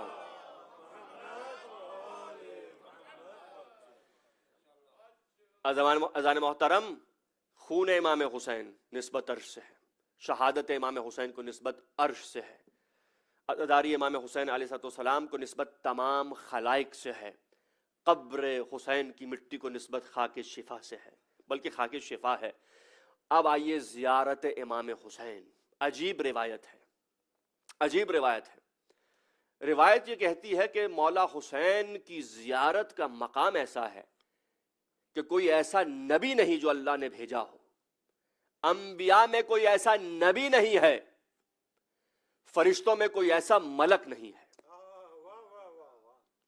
مومنین میں کوئی ایسا مومن نہیں ہے جس کی خواہش یہ نہ ہو کہ پروردگارا بس ایک مرتبہ کربلا کی سرزمین کی زیارت نصیب ہو جائے.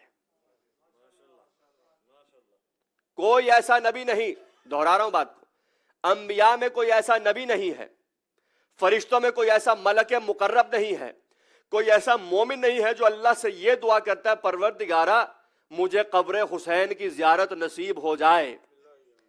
بھئی وہ فرشتے جو عرش پہ ہیں وہ کہتے ہیں ہمیں فرش پہ آنا نصیب ہو جائے۔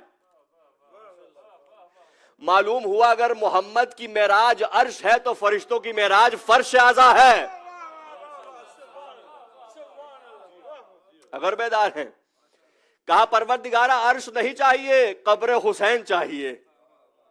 اور روایت کہتی ہے کہ مسلسل 24 گھنٹے، روایت ہے 24 گھنٹے مولا حسین کی قبر کے اطراف طواف ملائکہ ہو رہا ہے، ایک طواف بھی ہو رہا ہے اور فرشتوں کا نزول اور صعود بھی ہو رہا ہے، یعنی فرشتے آ بھی رہے ہیں، فرشتے جا بھی رہے ہیں۔ یعنی یہ واحد مقام ہے دنیا بھر میں جو اس وقت ایسا مقام ہے جہاں فرشتوں کا تسلسل کبھی ٹوٹتا نہیں ہے، اور حد تو یہ ہے کبھی زائرین کا تسلسل بھی نہیں ٹوٹتا۔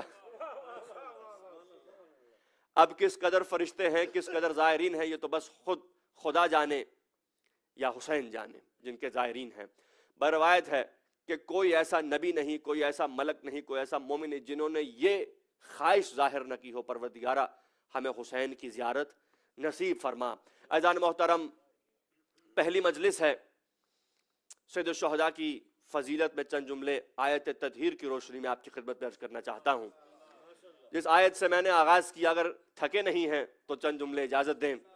محرم کی پہلی شب ہے اور ابھی تو ہمارا سفر طویل ہے، اور مادر حسین کو بہرحال بی بی کو ان کے لال کا پرسہ بھی دینا ہے، اپنے گناہوں کی بخشش اور اپنی شفاعت کا سامان بھی آمادہ کرنا ہے۔ سنیے گا، آیت تطہیر تو سب جانتے ہیں، اور شیعوں کا یہ بالاتفاق عقیدہ ہے کہ آیت تطہیر پنجتن کے لیے نازل ہوئی، اور اصحاب کساء کی آخری فرد کا نام حسین ابن علی ہے، آخری فرد اصحاب کساء میں۔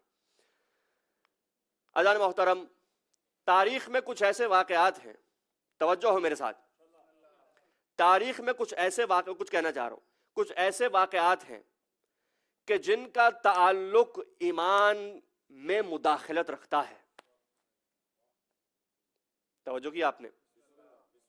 دوبارہ عرض کرتا ہوں، آپ کہیں گے بھئی تاریخ ہے، اب کون کہاں پیدا ہوا اور کون کہاں دفن ہے اور کیا ہوا اور کیا نہیں ہوا، صحابہ کی تعداد کیا تھی، کون صحابی کب مسلمان ہوا، کب مرا، کہاں جو ہے دفن ہوا۔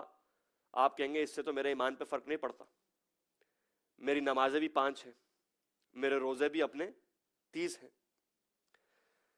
لیکن کچھ ایسے تاریخی واقعات ہیں کہ جن پر اعتقاد رکھے بغیر مومن کا ایمان ناقص رہتا ہے۔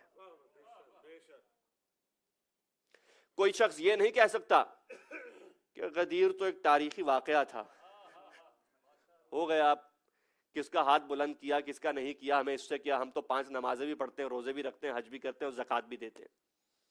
کہا نہیں، کیونکہ غدیر میں جس کا ہاتھ بلند کیا تھا دنیا میں بھی اور آخرت میں بھی تمہیں ان سے سروکار ہے۔ اسی طرح در سیدہ کس نے جلایا تھا؟ کوئی کہے گا بھئی تاریخی حادثہ تھا، چھوڑو بھئی، آگے کی بات کرو، جو ہونا تھا ہو گیا، اب ہم نہ اس وقت تھے نہ وہ ہمارے زمانے میں ہیں، اور اس سے ہمارے ایمان پہ فرق بھی نہیں پڑتا۔ اس سے بڑا جھوٹ ہو نہیں سکتا، اس سے بڑی غلطی اور اشتباہ ہو نہیں سکتا۔ کیوں؟ کیونکہ آخرت میں بھی بی بی کو منہ دکھانا ہے، اور کوئی دنیا میں یہ کہے کہ نہیں ہمیں فرق نہیں پڑتا غدیر میں کس کا ہاتھ بلند ہوا، در سیدہ کس نے جلایا، ہمیں فرق نہیں پڑتا، ہم نے تو نمازیں پڑھنی، روزے رکھنے، نہیں۔ یہ تاریخی واقعات ضرور ہیں لیکن عقیدے کا جز بن گئے ہیں۔ اگر بیدار ہے کہ جا رہا ہوں میں۔ اسی طرح آیت تطہیر، چادر سیدہ کے نیچے پنجتن کا جمع ہونا مومن کے ایمان میں مداخلت رکھتا ہے، یعنی پنجتن کے بغیر ایمان نہیں ہے۔ توجہ کیا آپ نے؟ پنجتن کے بغیر ایمان ناقص ہے، یہ کہ تاریخی واقعہ نہیں ہے۔ اور اسی طرح عاشور حسینی، کربلا امام حسین، عاشور کا واقعہ، یہ تاریخی واقعہ نہیں کہ آہستہ آہستہ جو ہے ختم ہو جائے گا، دنیا بھول جائے گی. خدا کی قسم ہر سال عاشور کا واقعہ زور پکڑ رہا ہے، ہر سال زیارت امام حسین میں اضافہ ہو رہا ہے، ہر سال زائرین کی تعداد میں اضافہ ہو رہا ہے. خدائی قسم یہ الہی منصوبہ ہے، یہ پلان ہے اللہ سبحانہ و تعالیٰ کا، کہ جیسے آہستہ آہستہ تاریخی واقعات ختم ہو جاتے ہیں یا کتابوں تک محدود ہو جاتے ہیں، کربلا گھر گھر میں آباد ہو رہی ہے. گھر گھر میں فرش عزا بچھے ہوئے اس وقت، گھر گھر میں مولا امام حسین کے نام پہ پرچم بلند ہے، عباس کا علم بلند ہے. کیوں؟ کیونکہ یہ منصوبہ تھا پروردگار کا کہ تم بھی منصوبہ بناؤ، اللہ بھی منصوبہ بنائے گا. واللہ خیر الماکرین، اللہ سے بہتر منصوبہ بنانے والا کوئی نہیں ہے. بھائی قیامت تک کے لیے حسینیت کی جیت ہے، اور یہ جیت امام حسین کی، یہ فتح حسینی مومن کے ایمان میں مداخلت رکھتا ہے.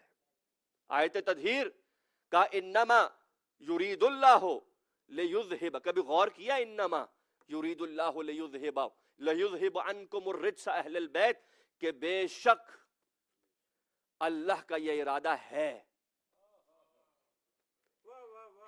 تھا نہیں ہے، کہ اہل بیت سے رجس کو دور رکھا جائے، یا میں یوں کہوں حسین سے رجس کو دور رکھا جائے. اب اگر کبھی رجس اپنا ہاتھ پھیلا کے کہے حسین بیعت کرو، تو طہارت نجاست کی بیعت نہیں کرتی.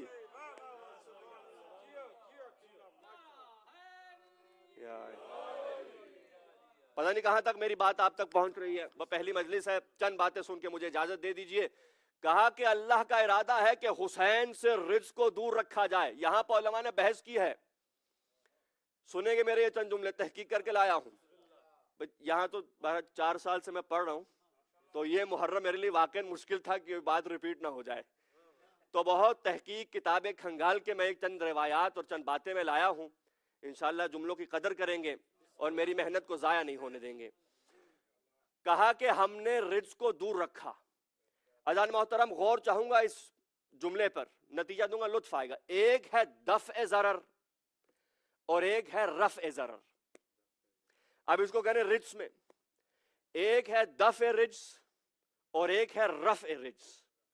دفع یا دفع دال فے عین اور رفع رے فے عین. دفع اور رفع میں فرق یہ ہے کہ جب ہے تو اس کو رفع کر کے اٹھا دیا، ارتفاع، رفع. توجہ ہے محترم، رفع ارتفاع. اور دفع یہ ہے کہ دور سے ہی دفع ہو جائے. توجہ کی ہے محترم. بحث آیت تطہیر، بھئی یہ نیا مواد لایا ہوں. بحث آیت تطہیر دفع کا معاملہ ہے، رفع کا معاملہ نہیں ہے. کیوں؟ ایزان محترم غور اس جملے پہ، ایک ہے دفع رجس، ایک ہے رفع رجس. بھئی اگر رفع ہوتا نا تو ماننا پڑتا کہ رجس ہے، اللہ نے اٹھا دیا. لیکن بات ہے دفع رجس کی کہ رجس نہ تھا، آنا چاہتا تھا، اللہ نے دفع دور کر دیا.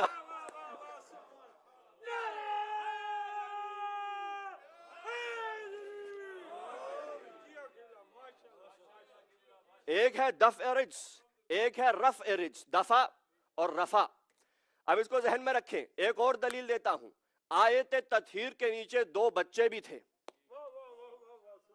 حسنین کریمین. سنی شیعہ بالاتفاق اس بات پر متفق ہیں کہ کوئی ہو نہ ہو حسن و حسین تو تھے. اب کوئی فلاں شخص ہو یا فلاں بی بی ہو یا نہ ہو، لیکن حسنین تو تھے. اور تاریخ نے لکھا کہ دونوں امامین الحسنین، دونوں کی عمر مبارک اس وقت تک حد بلوغ تک نہیں پہنچی تھی. تو اگر کوئی معصوم مانے نہ مانے، بچہ تو ویسے ہی معصوم ہوتا ہے. اگر آمادہ ہے جملہ ہدیہ کر رہا ہوں.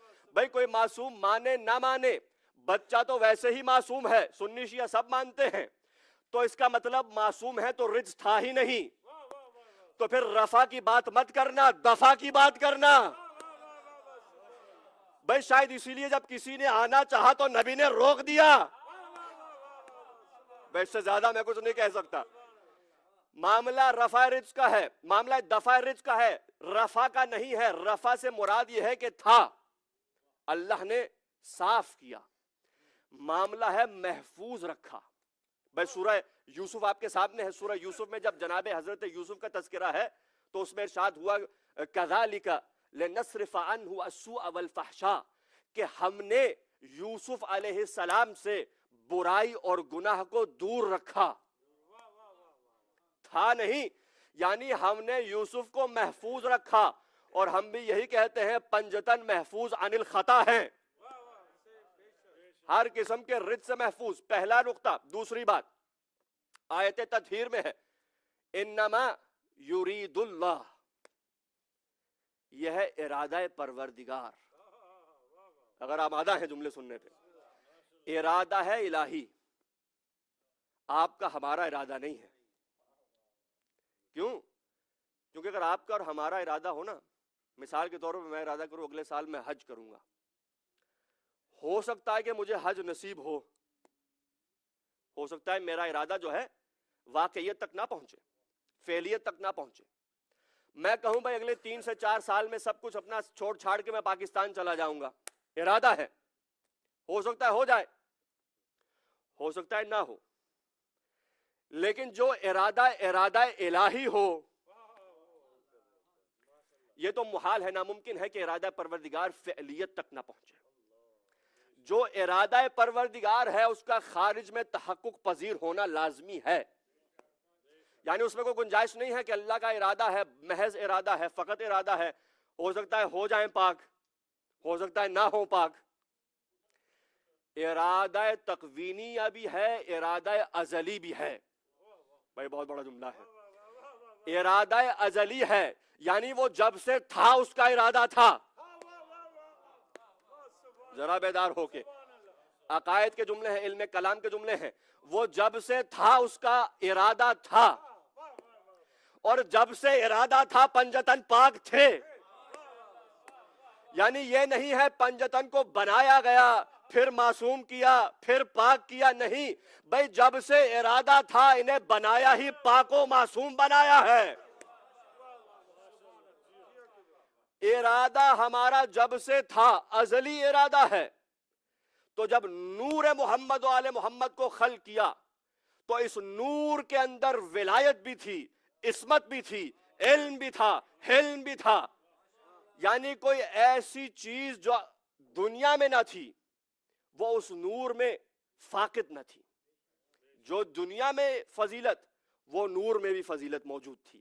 ایسا نہیں ہے کہ پہلے اہل بیت کو بنایا پھر چند سال وہ نور رہے، پھر آہستہ آہستہ انہیں معصوم کیا، آہستہ آہستہ وہ یطہرکم تطہیرا کیا، اور آہستہ آہستہ انہیں ولایت دی اور آہستہ آہستہ علم دیا. نہیں بھائی، ارادہ ازلی ہے. تو جب بنے تو عقل کل کے مالک بن گئے. جب بنے تو اللہ پہچانا گیا.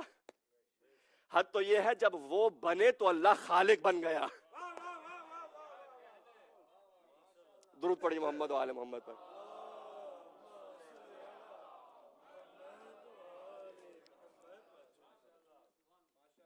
تو جو ہے نا محترم، آخری 2 جملے مجھے اجازت دیجیے، بات تمام کر لوں. معاملہ دفع رزق کا ہے، ارادہ ازلی ہے، اور حد تو یہ ہے ارادے کا صیغہ بھی مضارع کا ہے. نہیں کہا انما یرید اللہ، کہا نہیں کہا انما اراد اللہ. کیونکہ ارادہ اگر ہو تو ماضی کا صیغہ ہے، یرید اللہ ہو تو مضارع کا صیغہ ہے. ایک پاسٹ ہے ایک پریزنٹ ہے. اگر ماضی کا صیغہ لیا جائے تو یعنی اللہ نے ارادہ ایک زمانے میں کیا تھا، اور اگر مضارع کا صیغہ لیا جائے تو اب بھی الہی ارادہ یہی ہے. یعنی اب بھی اگر آج قرآن باقی ہے تو آج وہ بھی طیب و طاہر ہیں. بھئی اگر آج ارادہ ہے تو ماننا پڑے گا کہ آج کوئی پردہ غیب میں ہے جس کے لیے یہ آیت صادق آ رہی ہے. بھئی آخری نقطہ اور اس کے بعد مسائل. اب آ گیا معاملہ رٹس کا، توجہ چاہوں گا. الف لام الرٹس، رٹس کیا ہے؟ اور اسی پر ساری بحث ہے. بعض نے کہا نہیں گناہ ہے، بعض نے کہا ہاں گناہ تو ہے لیکن خطا نہیں ہے. بہرحال الرجس من عمل الشیطان، قرآن نے کہا رجس ہر شیطانی عمل کا نام ہے. اللہ نے کہا کہ ہم نے انہیں رجس سے دور رکھا ہے، ہم نے رجس کو ان سے دور رکھا ہے، رجس کو ہم نے روکے رکھا ہے. نجاست ان کے قریب نہیں، کثافت ان کے قریب نہیں، پلیدگی ان کے قریب نہیں، گناہ اور عصیان ان کے قریب نہیں، سہو و نسیان ان کے قریب نہیں، خطا ان کے قریب نہیں، حد تو یہ ہے ترک اولا ان کے قریب نہیں.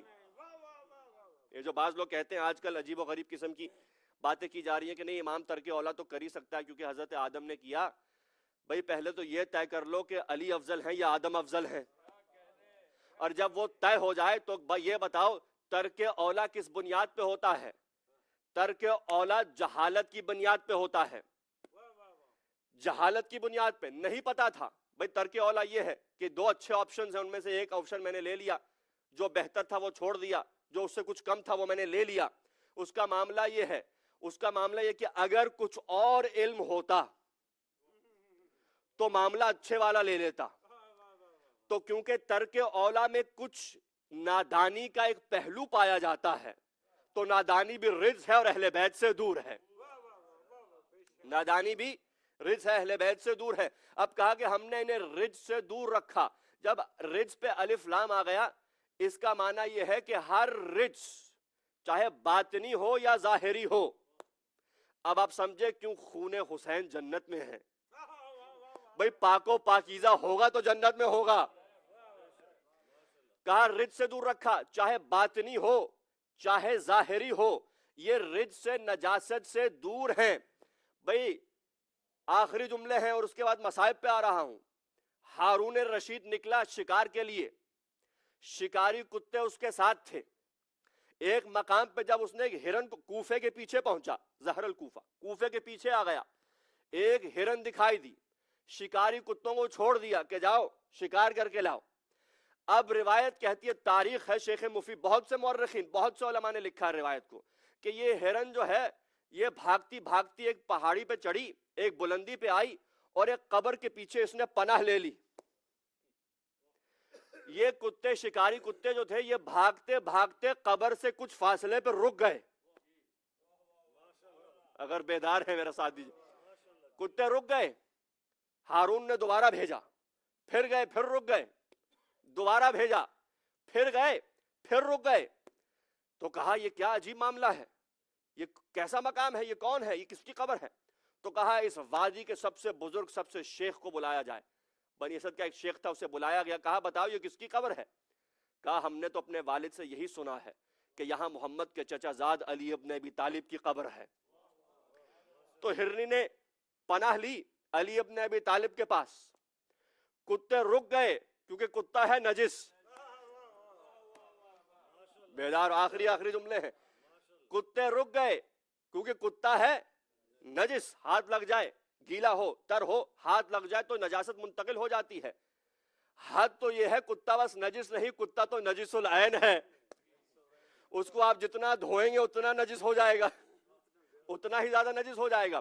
لیکن عزیزان محترم نجس ضرور ہے، مالک کا وفادار ہوتا ہے، اپنا مقام سمجھتا ہے. بھئی کتے چلتے چلتے ایک مقام پہ رک گئے تو معلوم یہ ہوا، ایک اصول مل گیا، جو کتے ہوتے ہیں وہ علی کی زیارت کے منکر ہوتے ہیں. کتا زیارت پہ نہیں جاتا، بھائی نجس کتا تھا. حد تو یہ ہے، بھائی حد تو یہ آپ ہنس رہے ہیں، حد تو یہ ہے کتے کا تذکرہ قرآن میں ہے. اگر سنیں گے کتے کا تذکرہ قرآن میں، آپ کتے پہ ہنس رہے، آپ کتے کو لاکھ نجس کہیں، نجس عین ہے، یہ ہے وہ ہے، قرآن نے تو کتے کی تعریف کر دی. سورہ کہف آیت نمبر 22، سَيَقُولُونَ ثَلَاثَةٌ رَابِعُهُمْ كَلْبُهُمْ. اے حبیب جب یہ آپ سے اصحاب کہف کی تعداد پہ باتیں کریں گے تو ان میں سے کچھ کہیں گے کہ اصحاب کہف تو 3 تھے، رابعہم کلبہم، اور چوتھا ان کا کتا تھا. قرآن پڑھ رہا، میرے ساتھ رہیے گا. وَيَقُولُونَ خَمْسَةٌ سَادِسُهُمْ كَلْبُهُمْ، اور بعض یہ کہیں گے کہ وہ 5 تھے اور چھٹا ان کا کتا تھا. رجمن بالغیب، پھر اللہ نے کہا یہ تو غیب کے اندازے لگا، یہ تو تکے لگا رہے ہیں. اس کے بعد کہا وَيَقُولُونَ سَبْعَةٌ ثَامِنُهُمْ كَلْبُهُمْ، پھر کچھ لوگ یہ کہیں گے کہ وہ 7 ہیں اور 8واں ان کا کتا ہے.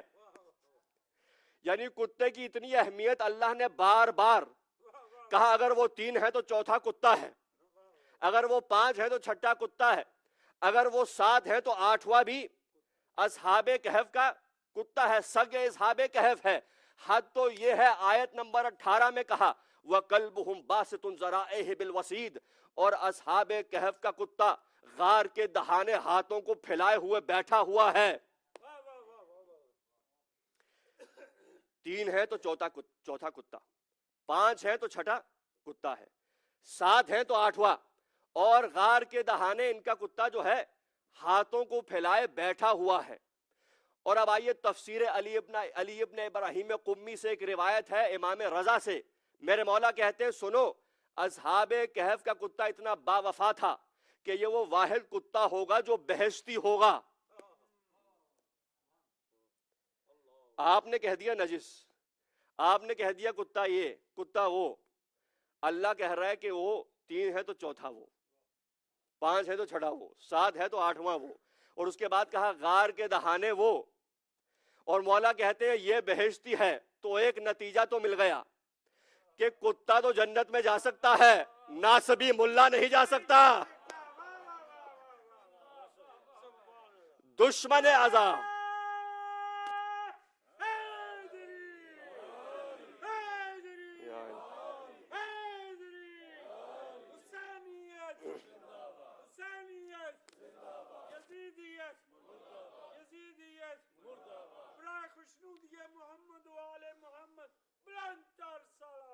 اللہم صلی علی محمد وآل محمد. غور کیا حضرات، قرآن کی آیات ہیں، سورہ کہف 22-18 جا کے دیکھیے گا. بزرگ تو جانتے ہیں، بچوں کے لیے عرض کر رہا ہوں. 22 اور 18 میں یہ ذکر ہے کہ یہ ان کا کتا ہے، یہ ان کے ساتھ ہے، یہ ان کے برابر ہے. بھائی اس دن سے مولا امیر المومنین کی قبر مبارک کی شناخت ہوئی تھی. اس سے پہلے بس آئمہ جانتے تھے، یا بس علی ابن ابی طالب یا ائمہ اہل بیت کے چند خاص اصحاب خاص الخاص جو خاص الخاص تھے، بس وہی جانتے تھے اور آ کے مولا کی زیارت کیا کرتے تھے. اس سے پہلے مشہور نہیں تھا کہ نجف ہے اور نجف میں مولا کی قبر مبارک ہے اور یوں زیارت گاہ ہے. آہستہ آہستہ پھر وہاں پہ قبر تعمیر ہوئی اور آہستہ آہستہ زائرین کے قافلے آنے شروع ہو گئے اور مولا کی زیارت ہوئی. پھر گنبد کی تعمیر کی گئی، اور ایک زمانے میں کافی دیر تک تو گنبد جو تھا وہ بس پتھر کا گنبد تھا، اور نادر شاہ کے دور میں جو ہے نادر شاہ نے حکم دیا کہ اس کو جو ہے گنبد طلا کیا جائے، سونے کا گنبد کیا جائے. اور بہرحال اس کے بعد سے ایرانی بادشاہوں نے بہت زیادہ جو ہے خرچ کیا. حیدرآباد کے جو نظام ہوا کرتے تھے، دکن کے، حیدرآباد کے اور لکھنؤ کے جو نواب ہوا کرتے تھے، اودھ کے نواب، ان کیونکہ شیعہ ہوا کرتے تھے تو انہوں نے اکثر تحفے، تحائف، ہدیہ وغیرہ پیسے جو ہے انہوں نے مولا امیر المومنین سید الشہداء کے حرم کے لیے انہوں نے بھیجے، اور اس کے بعد سے ایک زیارت کا مقام بن گیا. بس عزیزو، تمہیدی گفتگو یہاں پر تمام ہو گئی. زیادہ زحمت نہیں، باقی باتیں انشاءاللہ کل سے موضوع کا آغاز ہوگا. پہلی مجلس ہے. بالآخر چاند محرم کا نمودار ہو گیا، اور ایک مرتبہ پھر سے ہم پر ایام عزا، رونے، ماتم کرنے، عزاداری کرنے کے دن ہم پر آ گئے. عزیزان محترم، چاند کو سب دیکھ کے بتا رہے تھے کہ آج چاند ہے، کچھ کہہ رہے تھے کل ہے، کچھ کہہ رہے ہیں آج ہے، لیکن مدینے کا حال تو کچھ اور تھا. روایت ہے کہ مدینے والے چاند دیکھ کے نہیں بتاتے تھے کہ چاند نکلا ہے محرم کا. روایت تو یہ ہے کہ چھٹے امام کے گھر سے گریے کی آواز سنائی دیتی تھی. ہائے میرا مظلوم دادا حسین، ہائے میرا پیاسا دادا حسین. عزیزان محترم، رونے کے ایام آ گئے ہیں. فرش عزا پہ بیٹھے نا خوش نصیب ہیں, اور کتنے ہی خوش نصیب ہیں جو آج سیدہ کے رومال میں اپنے آنسوؤں کو محفوظ کرا لیں گے. پہلی دعا جو مانگے, شب اول محرم ہے, پہلی دعا وہ یہ مانگے, پروردگارا کچھ عطا ہو نہ ہو, حسین پہ رونا عطا ہو جائے. بس عزیزو, رونے کے دن آ گئے. عاشور کا دن جیسے جیسے قریب آتا تھا, راوی کہتا ہے کہ امام صادق کی حالت منقلب ہوتی تھی.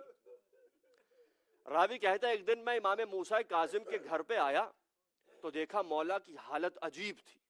زارو قطار آپ گریہ کر رہے تھے, آنکھوں سے آنسو جاری تھے. میں نے کہا مولا کیا حالت بنا رکھی ہے, یہ کیا ہو گیا ہے؟ تو پلٹ کر کہا کیا تجھے نہیں معلوم آج کون سا دن ہے؟ کیا تجھے نہیں معلوم محرم کا چاند نمودار ہو گیا ہے؟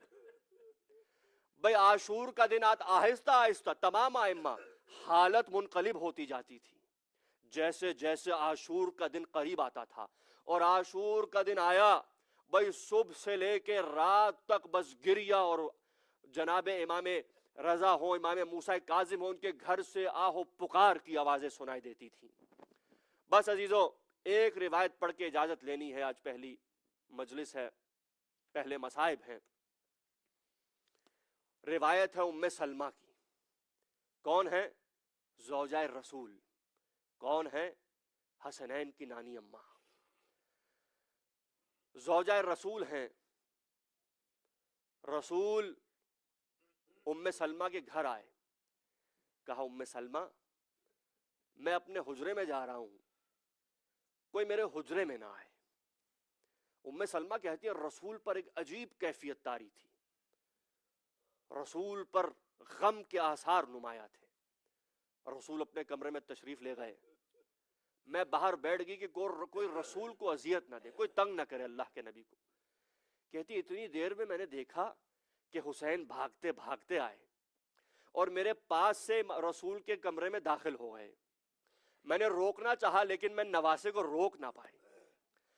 اب یہاں حسین داخل ہوئے تو میں پیچھے آئی تو کیا دیکھا, حسین رسول کے سینے پہ ہیں, اور حسین اور رسول کے سینوں میں, رسول کی آنکھوں میں آنسو جاری ہیں.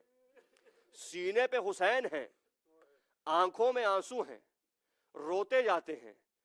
میں نے گھبرا کے کہا آقا رسول خدا سب خیریت تو ہے, آخر ایسا کیا ہو گیا؟ تو رسول نے قریب بلایا, کہا ام سلمہ ابھی ابھی جبرائیل نازل ہوئے تھے, وہی نازل ہوئی تھی.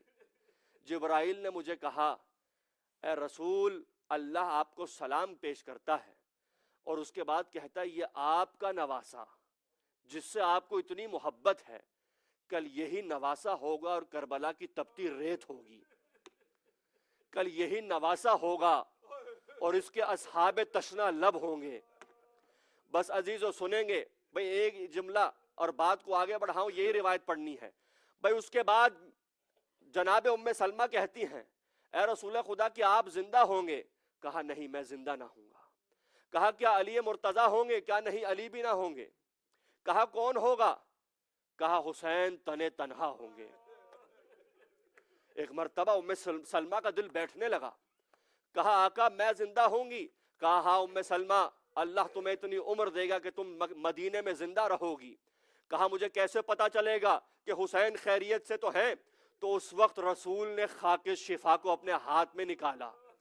کہا ام سلمہ یہ کربلا کی خاک ہے, جبرائیل مجھے کربلا کی خاک دے کے گئے ہیں. بھائی غور تو کیجئے, رسول کہہ رہے ہیں یہ خاک کربلا ہے, اسے اپنے پاس رکھ لینا. جب محرم کا عاشور کا وہ دن آئے گا اور تم دیکھنا کہ یہ خاک لال ہو گئی, خون ہو گئی, تو جان لینا میرا حسین اب زندہ نہ رہا. بس عزیزو رسول کا دور گزر گیا, علی مرتضیٰ کا دور گزر گیا, حسن مجتبیٰ کی شہادت ہو گئی. حسین کی شہادت کے بعد حسن کی شہادت کے بعد حسین کے 10 برس گزر گئے, یہاں تک کہ محرم کا مہینہ 61 ہجری کا وہ سال آ گیا. حسین الوداع کرتے ہوئے مدینے سے رخصت ہو گئے. بس عزیزو میرا مولا کربلا میں ہے, پہلی تاریخ آ گئی. آج پہلی تاریخ ہے نا, محرم کی پہلی تاریخ آ گئی. سلمہ کا دل بے چین ہوا, اور سلمہ تنہا نہیں ہے, عباس کی ماں البنین بھی ہے. اور روایت کہتی ہے ایک بیمار بیٹی بھی حسین نے مدینے میں چھوڑی تھی. بھئی یہ خواتین موجود ہیں. اب سلمہ کہتی ہے کہ میرا دل بیٹھنے لگا. پہلی تاریخ آ گئی, دوسری تاریخ آ گئی, تیسری تاریخ آ گئی. میں روز اس شیشی کو دیکھا کرتی تھی جس میں خاک کربلا ہے, اور اسے دیکھ کے مجھے تسلی ہوتی تھی کہ ابھی حسین زندہ ہیں. بھئی یہاں تک کہ 9 محرم کا دن آیا, سلمہ کو تسلی ہے کہ ابھی حسین زندہ ہے. لیکن سلمہ کا کون بتائے کہ 7 تاریخ سے پانی بند ہو گیا. سلمہ کو کون بتائے کہ حسین کے بچے العطش العطش کی صدائے بلند کیے ہوئے ہیں. اجرکم علی اللہ. بھئی یہاں تک کہ 10 محرم کا دن آ گیا, صبح کا وقت تھا. سلمہ کہتی ہے میرا دل بے چین ہوا. عصر سے کچھ پہلے میں اپنی جگہ لیٹی تو میری آنکھ لگ گئی, میں اس وقت سو گئی. جب عصر عاشور کا وقت آیا, خواب میں رسول خدا کو دیکھا. نہ سر پہ امامہ تھا, بال بکھرے ہوئے تھے, آستینیں بلند تھی, کپڑوں پر خون تھا.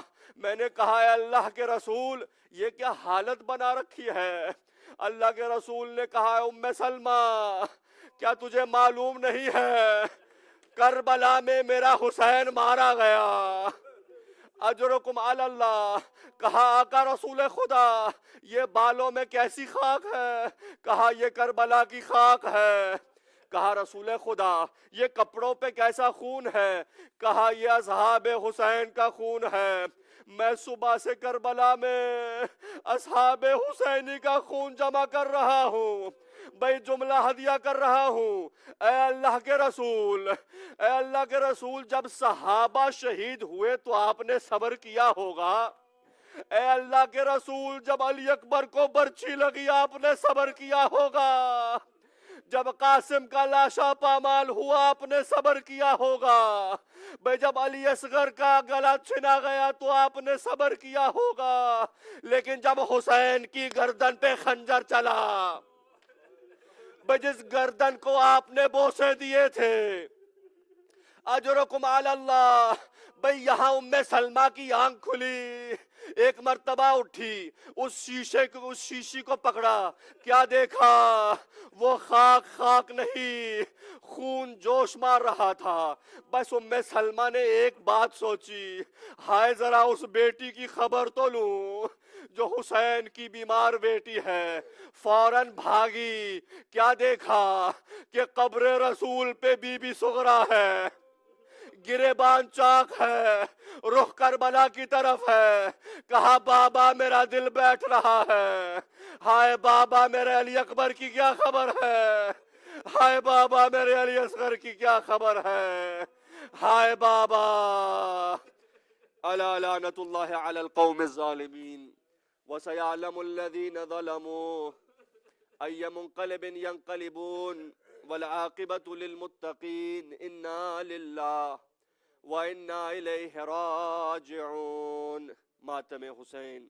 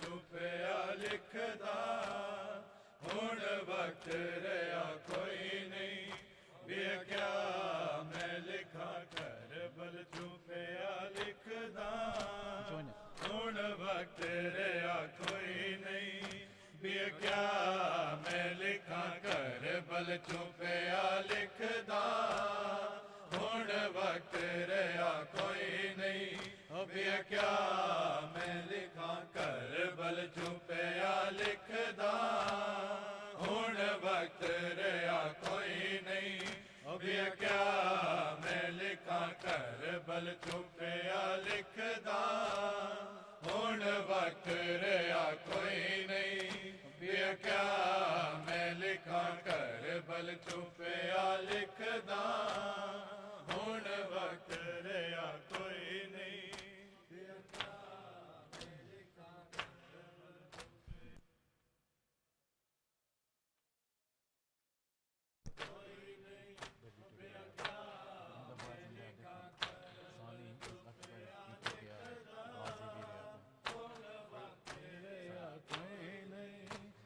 क्या मैं लिखा अकबर भी टुर गया है गाजी भी रहा कोई नहीं हो गया क्या मैं लिखा कर बल छुपिया लिखदा हुण वक्त रहा कोई नहीं हो गया क्या मैं लिखा कर बल छुपिया लिखदा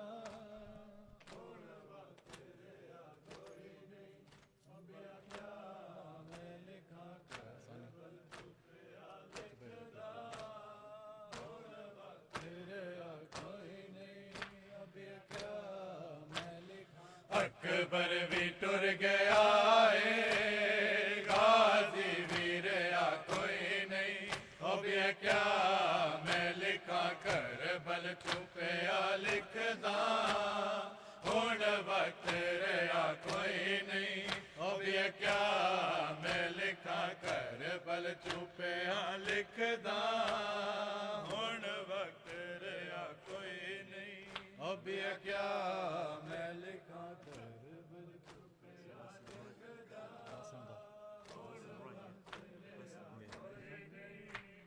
मैं लिखा कर बल छुपिया लिखदा हुण वक्त रहा कोई नहीं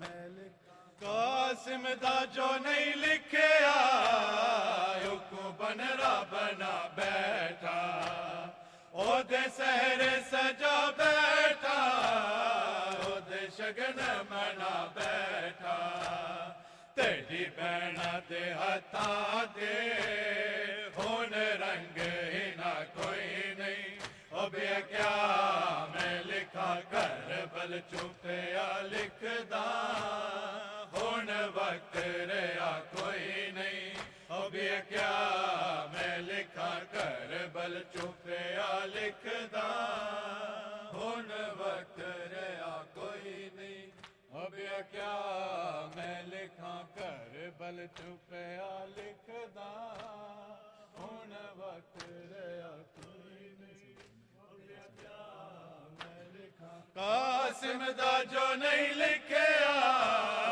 हुक्म बनरा बना बैठा ओदे सहरे सजा बैठा ओदे शगन मना बैठा तेरी भैना दे हथा दे हुण रंग ही ना कोई नहीं हो बे क्या मैं लिखा कर बल छुपिया लिखदा हुण वक्त रहा कोई नहीं हो बे क्या मैं लिखा कर बल छुपिया लिखदा हुण वक्त रहा कोई नहीं हो बे क्या मैं लिखा लग नजर गई उसे लग नजर गई हुण वक्त रहा कोई नहीं हो बे क्या मैं लिखा लग नजर गई उजरी तेरे यूसुफ सानी को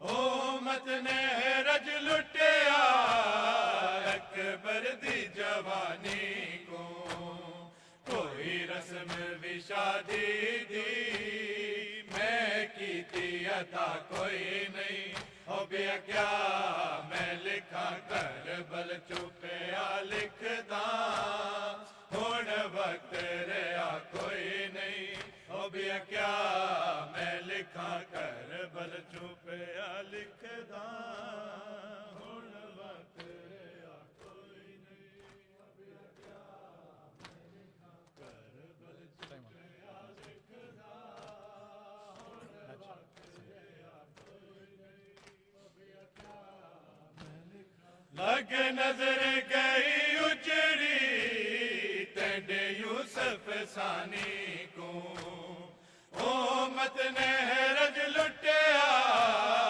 اکبر دی جوانی کو کوئی رسم بھی شادی دی میں کیتی عطا کوئی نہیں ہو گیا کیا میں لکھا کربل چپیا لکھدا ہن وقت رہا کوئی نہیں ہو گیا کیا میں لکھا کربل چپیا لکھدا ہن وقت رہا کوئی نہیں ہو گیا کیا میں لکھا کربل چپیا لکھدا ہن وقت رہا کوئی نہیں ہو گیا کیا میں لکھا اکبر بھی ٹر گیا غازی بھی رہا کوئی نہیں ہو گیا کیا میں لکھا کربل چپیا لکھدا ہن وقت رہا کوئی نہیں ہو گیا کیا میں لکھا کربل چپیا لکھدا ہن وقت رہا کوئی نہیں ہو گیا کیا میں لکھا کربل چپیا لکھدا میں جوان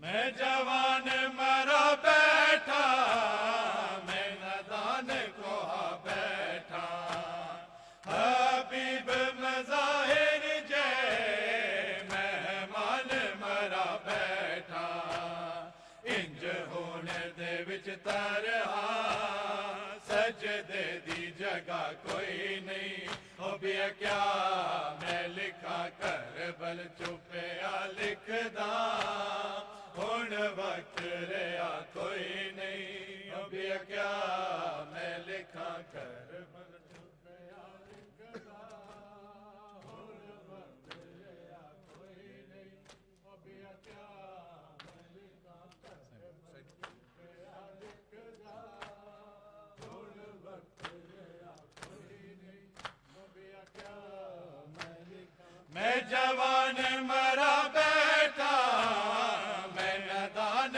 کوہا بیٹھا حبیب مظاہر جے مہمان مرا بیٹھا انج ہونے دے وچ ترہا سجدے دی جگہ کوئی نہیں ہو گیا کیا میں لکھا کربل چپیا لکھدا ہن وقت رہا کوئی نہیں ہو گیا کیا میں لکھا کربل چپیا لکھدا ہن وقت رہا کوئی نہیں ہو گیا کیا میں لکھا کربل چپیا لکھدا ہن وقت رہا کوئی نہیں ہو گیا کیا میں لکھا میں جوان مرا بیٹھا میں نادان کوہا بیٹھا حبیب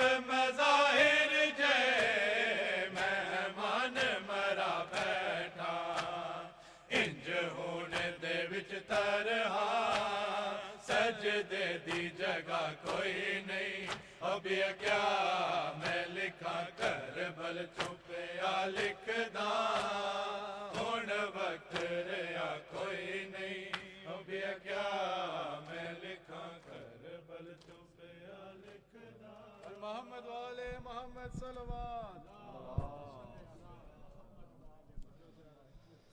السلام علیکہ یا نبی اللہ والسلام علیکہ یا رسول اللہ السلام علیکم یا حجت اللہ والسلام علیکم یا حبیب اللہ والسلام علیکم ورحمۃ اللہ وبرکاتہ السلام علیکم یا ابا عبداللہ الحسین السلام علیکم یا ابن رسول اللہ السلام علیکم یا ابن امیر المومنین و ابن سید الوصیین السلام علیکم یا ابن فاطمۃ الزہراء سیدات النساء العالمین السلام علیکم ورحمۃ اللہ وبرکاتہ السلام علیکم مولا یا غریب الغربا والسلام علیکم یا معین الضعفاء والفقراء السلام علیکم یا مغیث الشیعۃ والزوار فی یوم الجزاء السلام علیکم یا انیس النفوس السلام علیکم یا ایھا المدفون بارض طوس